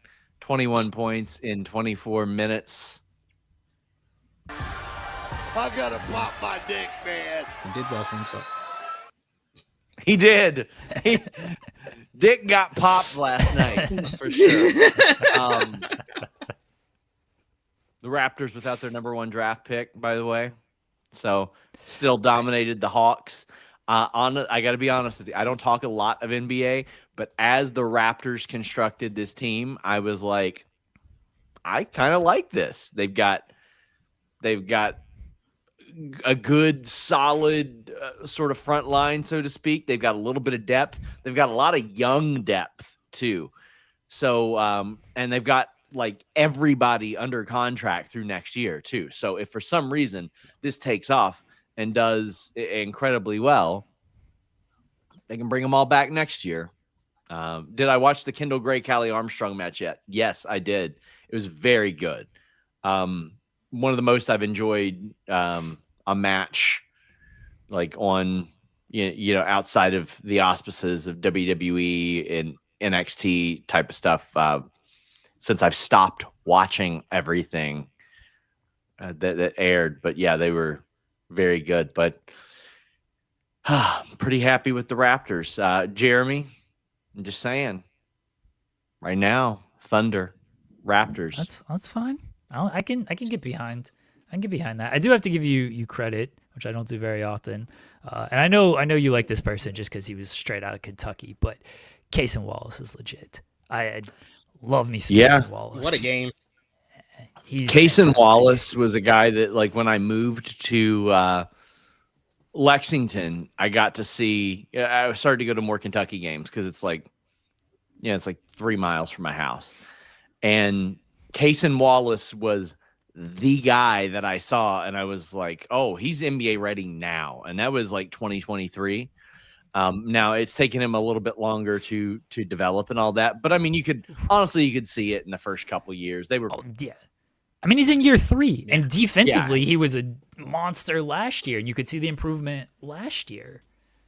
Yeah, like I knew that he was going to be good.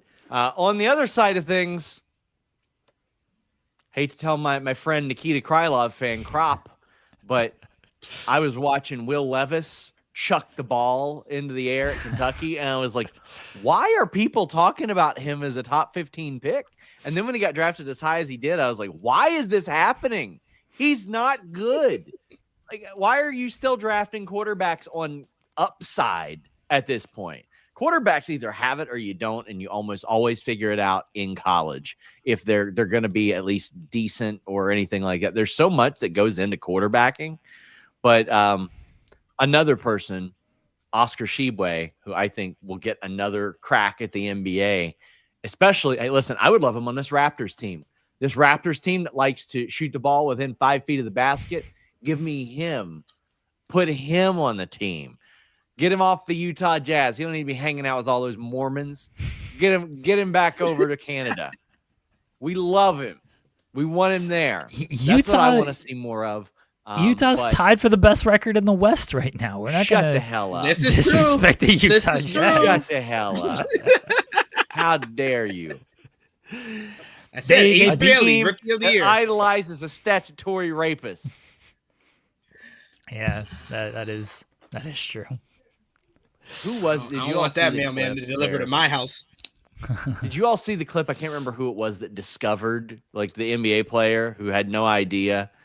Oh, it's Patrick Beverly. Oh, okay, there you go. Yeah, it's Patrick Beverly, who was like stunned of like, what? Karl Malone did what? Yeah. Yeah. Had no idea. He's like, I need a second. I did not know this. I need a second. Go seek that out. Like, I'm sure just search Patrick Beverly, Karl Malone. Patrick Beverly's reaction to that was something. Cody Williams of the Jazz leading the league in games played this season as well. Yeah. I mean, Cody Williams, the brother of NBA champion Jalen Williams. So I guess is he? I'm not gonna. Yeah, he's J-Do's brother. Yeah, I got no disrespect towards Cody Williams. We like him. Did Bol just like not get signed by anybody? Yeah, I think unfortunately the Bol run is over. He could play for the Lakers right now. Train left the station finally. So that's the thing. I thought that, like, probably your Lakers take chances, right, on people like that. They're trying to hit the jackpot, like. They took a chance on DeAndre Ayton. I don't think Bol can be that much worse. Yeah. Honestly. Yeah. No. It is always It can't entertaining get to worse. me that they're like, we'll just figure out center when it's time. They're like, future problem.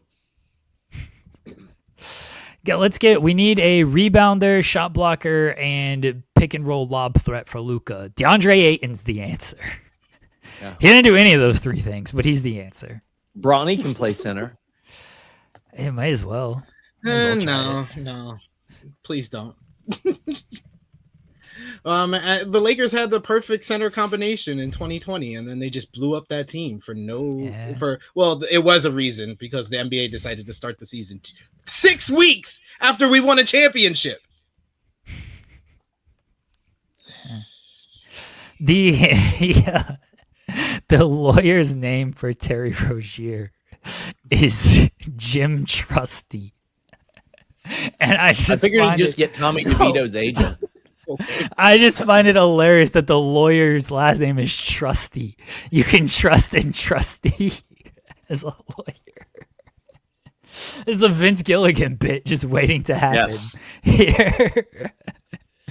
It's Saul Goodman and Trust in Trusty. Good luck to Terry Rozier as he tries to prove that he did not gamble on games where he was very terrible. On purpose. So, like, again, I've only read the headlines so far. Is anything like tied into the potentially throwing games or anything? I don't think yet. I haven't read too much beyond the headlines either, but of course people are making the jokes of like, I knew this dude was throwing games and showing like his low lights against certain teams. Like, how's he shooting like this? Like, what are these passes that he is throwing with everything? I think the one thing that I did read is it was when Rozier was on the Hornets and he was averaging like 30 minutes and 20 points a game. And he had a game where he only played like 13 minutes and scored 5 points and he left with an ankle injury. And people are like, ooh, that doesn't seem to check out here. Yeah. And so that's the one thing that I did see that this is tied to with him. I mean, This is just yeah. it's been a freaking summer of scandal for the NBA between the Clippers Yeah, it rolls. and now this. This is why it's the best league, because the games are good, and then you have like the most salacious scandals with Kawhi and. Did you guys watch Inside the NBA on ESPN last night? Very weird that it was on ESPN. Yo, But- I couldn't. It was too weird for me. Oh well, Couldn't even do it. Barkley was still in very rare form. He's like, I can't go with the Clippers. He's like, why not? He's like, Kawhi's got 2 jobs. He can't be playing in the NBA and working other jobs. He ain't got enough time. Charles Owens. So good. They did who he broadcast for instead of who he play for, and so they just throw up with like, oh, who does Allie LaForce work for? And he's like, ESPN. He's like, I no, gotta she's watch still with that one. TNT. And he's like, she's still with TNT. He's like, y'all can't do that to me. I thought we were the new people. We ain't on TNT anymore. It's still the same show for now. I expect ESPN will ruin it at some point, but Yeah. Barkley was still fantastic. Like, the whole crew was still fantastic. I'm going to go plant some trees, guys, for sponsorship. I'll see you guys later. Bye, Sean. See you, Sean. We did have a super chat from Louis. The Chauncey story is wild out here scheming. It's gonna get worse. It's gonna get worse. So we shall see what eventually happens here. But who's coaching the Blazers? Lillard? They can just give James. They can just give Dame the job. I can't believe Chauncey did this to me. I can't believe the MPI did this to me. I predicted Chauncey to win Coach of the Year. It's ridiculous. That's not happening now. Man, like, how could they do this to me? To me. They ruined your Coach of the Year pick one day into the season. 1 day in. I couldn't even get through like bragging. I couldn't even tell everybody about my prediction because it's been 1 day. Yeah. He's he's done for the time being. Anyway, so That's a wrap. yeah. You got arrested. You got arrested one game into the season. That has to be a new record, right? Like, is that a new record? I would have to think that's a new record. Yeah, it's gotta be. It's gotta be. But again, this is why the NBA is so great. Like they just have the most salacious scandals and fights and beefs and everything. Like the NFL can sometimes get there, but never like this consistent and to this level. No. And then the NHL never gets there. All their scandals are bad, and the baseball MLB didn't really get there either. Ohtani got busted for cheating. Like, yeah, that was the translator. Ohtani didn't do anything. The translator did all of that. This man didn't even speak English unless he's talking to Cameron Brink. Then he knows all the English. But he doesn't. Ohtani doesn't even speak English. So no, absolutely not. There's no way he was gambling Immediately. Yeah. Back to the bracket as we take a left turn here. Back to where we were. Let's go back to our bracketology. We were in. All right. I think Ty J's going to win. I think they're going to reward them for the longevity. Penelope can take a loss. So, okay. So I have Ty J against Tony and Mina. You have Bane and Ford against Tony and Mina. I assume we're picking the same team to win this match, though. Timeless Love Bombs making it to the finals. And then on the other side, Mercedes and Athena against Aminata and Hater. Who do you have? I got the Fallen CEOs. Yeah, same. All right, so we have the same finals. The Timeless Love Bombs against Caked Up. Who do you have? For the win, I will take the Timeless Love Bombs. Okay. I think it's going to be Mercedes and Athena. I think they're just not going to be able to resist doing a 13th title. And then you have a new dynamic with Mercedes and Athena being the double champions and being dominant champions, also having these tag team titles. And when they eventually lose these titles, maybe in like 3 years from now, because that's how long they like to do reigns for both of these women, then the downfall of Mercedes will start, is when they lose these titles. That's my prediction. Yeah, I don't see them putting those titles on them. I think the whole reason why Timeless Toni Storm lost the AEW Women's World Championship is they wanted to use her star power to elevate the women's tag team titles. So I think she's going to be the first champions with Mina. Yeah. All right. I could see it. No, they have good options here. They definitely have good options, but I'm going with more titles for Mercedes and for Athena. Safe bet. Always a safe bet. I don't bet. Do not implicate me in any type of betting, any type of gambling. I do not bet. Please do not read my headline that I was born a gambling man. I've never placed a bet in my life. Oh, at least you said you haven't placed a bet in your life. If you said you were quitting, I would have told you to stop quitting. Don't be John Moxley. I'm not gonna quit because I can't quit what I don't start. Was that like the best DQ since Angle and Austin from SummerSlam 2001? Yeah. That might have been one of the best things I've seen in recent memory. When Randy got DQ'd to keep the title against Cena, that was really good. That was pretty good too. That was Christian spitting in Orton's face to get DQ'd at Money in the Bank 2011. That got a good response too. But this was really, really well done. Yeah. And because I'm watching this matchup and hearing Bryan Danielson put on one of the best performances he's done so far as commentator, and I'm just watching this match, and I'm like, Colorelli has to win. Like y'all made this the whole thing of the matchup. Like when he coming out, you're like, oh, he's really prepared for this match. He's going into this matchup. He's never beaten Moxley before. Then you're telling the story where he's got the better of Moxley the whole entire matchup. If this is AEW in 2022, 2023, maybe even last year, 2024, Moxley's still gonna win, regardless of the story that you're telling. Moxley's still going to win. But it seems like we're actually telling some actual nuanced story and telling a different version of Moxley's character now, who is very kind of broken since the I Quit match. The follow-up for Moxley was much better than the follow-up for Darby on this show. Yeah. I thought it was a very clever finish, and you mentioned it a couple of times, but Bryan Danielson is amazing. He adds so much to this broadcast. When it's just two guys as well, and I've always said two-man booth is better than three. I don't like the three. Too many people trying to talk over and get their shit in and everything. Just do a two-man booth with the play-by-play and a color guy. And that's what we had here. And Danielson, since his very first match on commentary, has added importance to every single match because he is telling you he's telling you what's happening and getting the story over.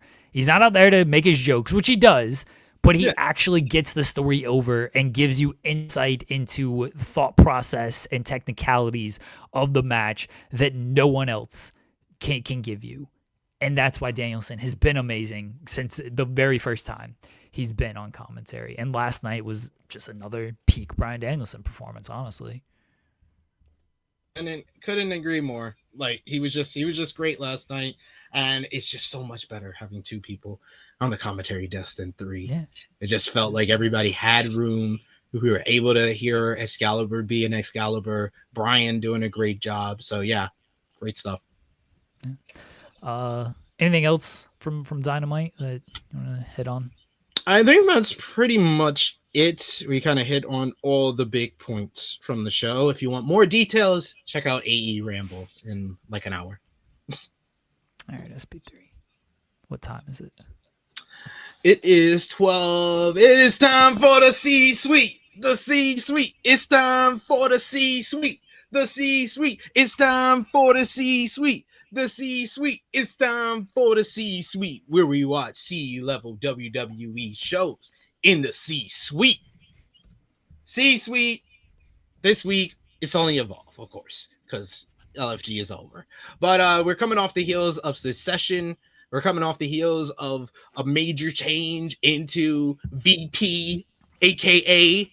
The Vanity Project. Put your two fingers up in the chat. Doom, doom, doom, doom, doom. Doom, doom, doom, doom, doom. Now without Bryce Donovan, you had Zeta Steele here. She cut a promo to kick off the show, basically saying that Vanity Project is still running Evolve. They were interrupted by Keanu Carver. Our host this week, I don't know who he is. It's Big something. It's Big Jaw. Big Jaw. Yeah, he's like a I was gonna say Roku. He's a Roku like personality. I don't watch the Roku channel. That makes sense. I don't know. Tubi. No, Tubi. Sorry, this is on Tubi, not on Roku. Apologies. I was confusing the Evolve with NWA. My bad. Yeah, I don't know who this guy is, but Big Jaw came out. He's the guest GM for this week, and he says there's going to be a 6-man tag with the Vanity Project versus Keanu and 2 other partners, and those 2 other partners were OTM making their Evolve debut in the main event. It was Keanu and OTM picking up the victory after Keanu, who did injure his hand. He has a cast on his hand. He used the cast to pick up the victory. So he pinned the WWE Evolve Men's Champion, pinning Jackson Drake. That's setting up Keanu Carver and Jackson Drake down the line for the Evolve Men's Championship. Women's Champion Kendall Gray was not on the show. As far as the women's division, we did see a therapy session for Wendy Chu, who's now able to express her feelings and emotions, and she doesn't know what's next for her. She's wondering. She's still out there trying to discover herself. So that's the story they're telling there.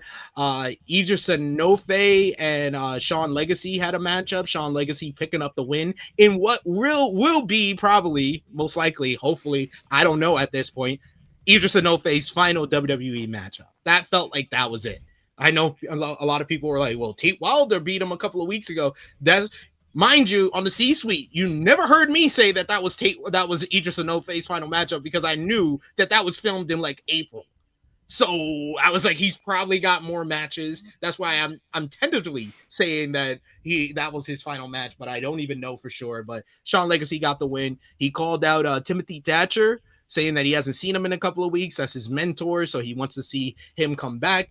We got a vignette for Aaron Rourke, who tells his story about growing up in New York City and being different from everyone and wanting to create that character that kids like him could latch onto, and that's why he's a professional wrestler today. So a nice little vignette there for him, and then you had the big matchup of the show.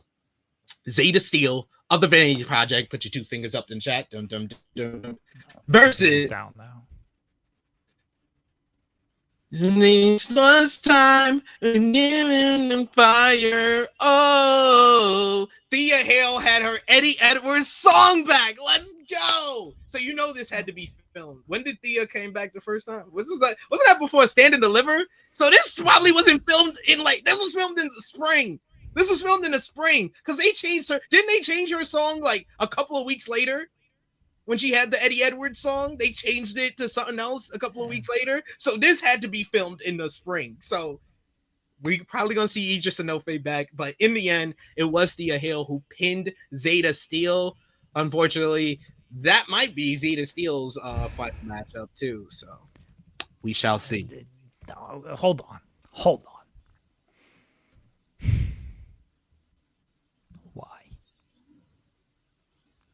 Why? What? Why is Thea Hale wrestling? Because it's Evolve. We have top talent on Evolve. Why? No. Why is she wrestling in Evolve? What is going through? She has to prove herself. She doesn't need to prove herself. She has to prove herself. She doesn't. She lost her confidence. She's lost her way. She was in a certain position on NXT and she got hurt. She falls down the ladder. Now she's trying to build herself up again. Sorry to tell you. No. This is another example of WWE, Shawn Michaels, Triple H, of just wait. Don't worry. We'll do something with you. No, you have Thea Hale, arguably the greatest women's wrestler of all time, and you are sticking her. What argument is that? What type of argument is that? I've never heard this argument. I'm arguing it right now that she's the greatest women's wrestler of all time, and you're sticking her in Evolve.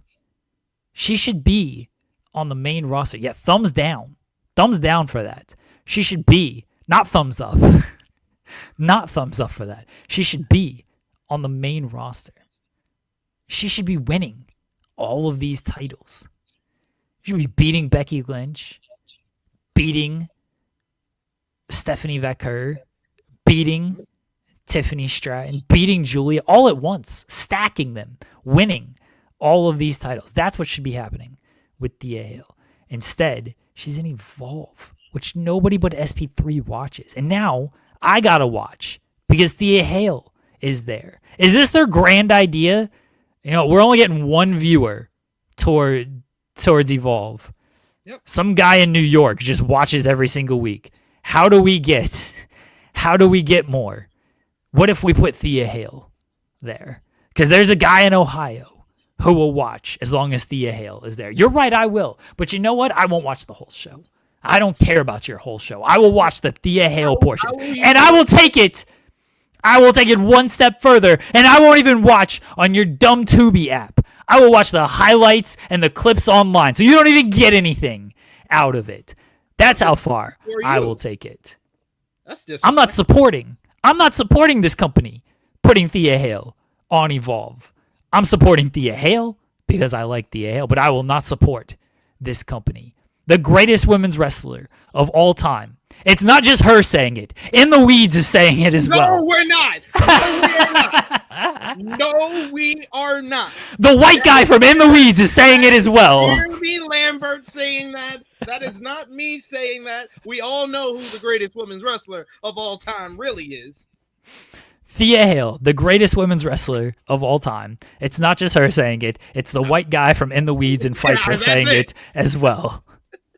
She should be on the main roster. She should not be in Evolve. I'm angry about this, SB3. I'm mad. I'm pissed. And your t-shirts are too tight too, Billy.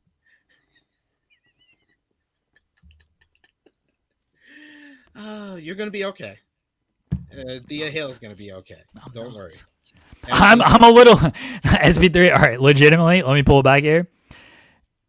I'm a little bit worried for Thea Hale if they're sending her to Evolve because that's like a death sentence for wrestlers. Yeah, it is a statement being made by like being like, you're here. This is the position that you're at. Like, so do not tell me to worry. I did cut a little bit of a promo, but it was a little bit of truth. Like that's how WWE works. If you are in a certain position and you get hurt, you go down. You don't come back and get that position. And you gotta earn at least when you come back, you gotta earn that position. And sometimes they won't even give you the opportunity to earn that position. And I think that's the case with Thea Hale. I think that she wasn't even given an opportunity to get back to where she was. She had a little TV program with Jada Parker. Outside of her return before the ladder match at Stand and Deliver, that's all I remember from her year. And she came back in the spring. They didn't do anything with her. I don't get it. So don't tell me to not worry about Thea Hale, that she'll be fine. I ain't buying that. Right. Oh no, I didn't say not to worry. I said I wouldn't worry. I'm worried. I'm worried enough for the both of us. Don't worry. Oh, okay, fair. I think people like that's the thing. Like, I've had to do this a lot this week. Where people sometimes you'll say something and they hear what they want to hear. Like you'll say that and they'll just hear, oh, you don't want me to complain or don't want me. No, I wouldn't. That's what I'm saying. I've had to do that a couple of times. I'll complain and worry enough for all of us, everybody. Don't you guys worry. I will worry enough. You can take a day off from worrying. Yeah. I got the worries covered for all of us. What else happened on this show? No one cares because they put Thea Hale on this show, and that's the only important thing. And sadly, it might not be good. Take what's mine, and I am the fire. Oh, what a song. That song rocks. I love it. What else happened on Evolve, SP3? That was it. I said I ended off with Thea Hale. Oh. Because I knew you were upset. I saved the best for last. Oh. I thought there was this 6-man match. I didn't realize. I talked about that. I said Keanu and OTM won. Okay. I heard you mention the setup for it. I didn't realize you just... Yeah, I said Keanu beat Pin Jackson Drake by hitting him in the head with the cast. All right. Fine match, right? It was fine match. It was there. It was fine. All right. Anything else we need to get to? I know we ran long today. I blame Kim Hawkins for that. What can you do? But I know you got AE Ramble in like 40 minutes, so yes, you got to prepare for Jimmy, and that's always a chore. So. Yes, but don't worry, folks. We took a week off this week, but I have a lot of TikTok time games for next week. Okay. We got because we've started a few on True Hill Heat recently that I want to try here. One being guess the fraction by emojis. Wait, no. Oh, faction. I thought you said fraction. I ain't doing math on this show. No, faction. The kids were trying to show me trigonometry last night. I didn't understand any of this shit. It's like here's numbers with like circles and angle. Like, what? Huh? What is this? This is not even English. No, trigonometry? I got past I did basic math, and then in college, because I was going after journalism English degree, you're only required to take 2 levels of math at that point. I will take my 2 levels of math and I will peace out on there. But I ain't trigonometry? Fuck out of here with that. Haven't took trigonometry since my senior year of high school. Kids are smart. The kids are brilliant out here. Even they know. I'm gonna do this test, and I'm gonna forget it, and 2 hours later, yeah, that checks out. You gotta just memorize what it is. Exactly. Now there's Chat GPT anyway. You can just use help that you for all the out. answers. Help you out right there. Yeah, what's the answer here? I ain't doing trigonometry though. Can't do it. No. But yes, follow me on the Twitter machine there, and yeah, join us for AE Ramble at 1:05 p.m. Eastern Time with me and Jimmy Rackaround breaking down AEW Dynamite from last night. SP3, what did we accomplish today? We accomplished that Cam Hawkins knows a lot of people. He has football Sundays with wrestlers who have championships. And he had a great time at Dynamite last night. We learned that Kazuchika Okada is the best current character on AEW television. We learned that Bryan Danielson is the best commentator on AEW television. And we learned that on October 22nd, 2025, Tony Khan cared about the women's division. And that Thea Hale should not be involved. And that Chauncey Billups should get a good lawyer and probably delete DraftKings from his phone. I think the biggest thing we accomplished today is there was some white and some color, and we did not mix them at various times. There was some white stuff that showed up and then it disappeared. I don't know how that happened. We accomplished that Cam Hawkins was here, and yes, he's got a big old basket of names, and sometimes he trips, and those names go everywhere. And Ricky Saints hate sports. Ricky Saints hates sports. We also accomplished that today. All right, folks, we will be back tomorrow. I'll be back in an hour and a half with Spotlight, myself and Steven Jensen. Early episode tonight. You know why this episode's early tonight? Not to counter program. No. It's because Jensen's gonna go gamble tonight. That's why the episode is early. Pretty sure Jensen's going to the casino tonight. Priorities. Yes. The Vikings play. Jensen's gonna go to the casino, watch the game, do a bunch of betting, and that's going to be that. So Spotlight in about an hour and a half from now. Joel and I will be back tomorrow talking, I don't know, there's no TNA to talk about, so that's good at the very least. I'll spoil Collision tomorrow. We got Halloween Havoc to talk about as well. Sure, we'll talk about other things. It'll be fun. Here's about SmackDown. Could possibly care about that show. Folks, everyone have a great day, a great evening, a great night, and we will see y'all tomorrow.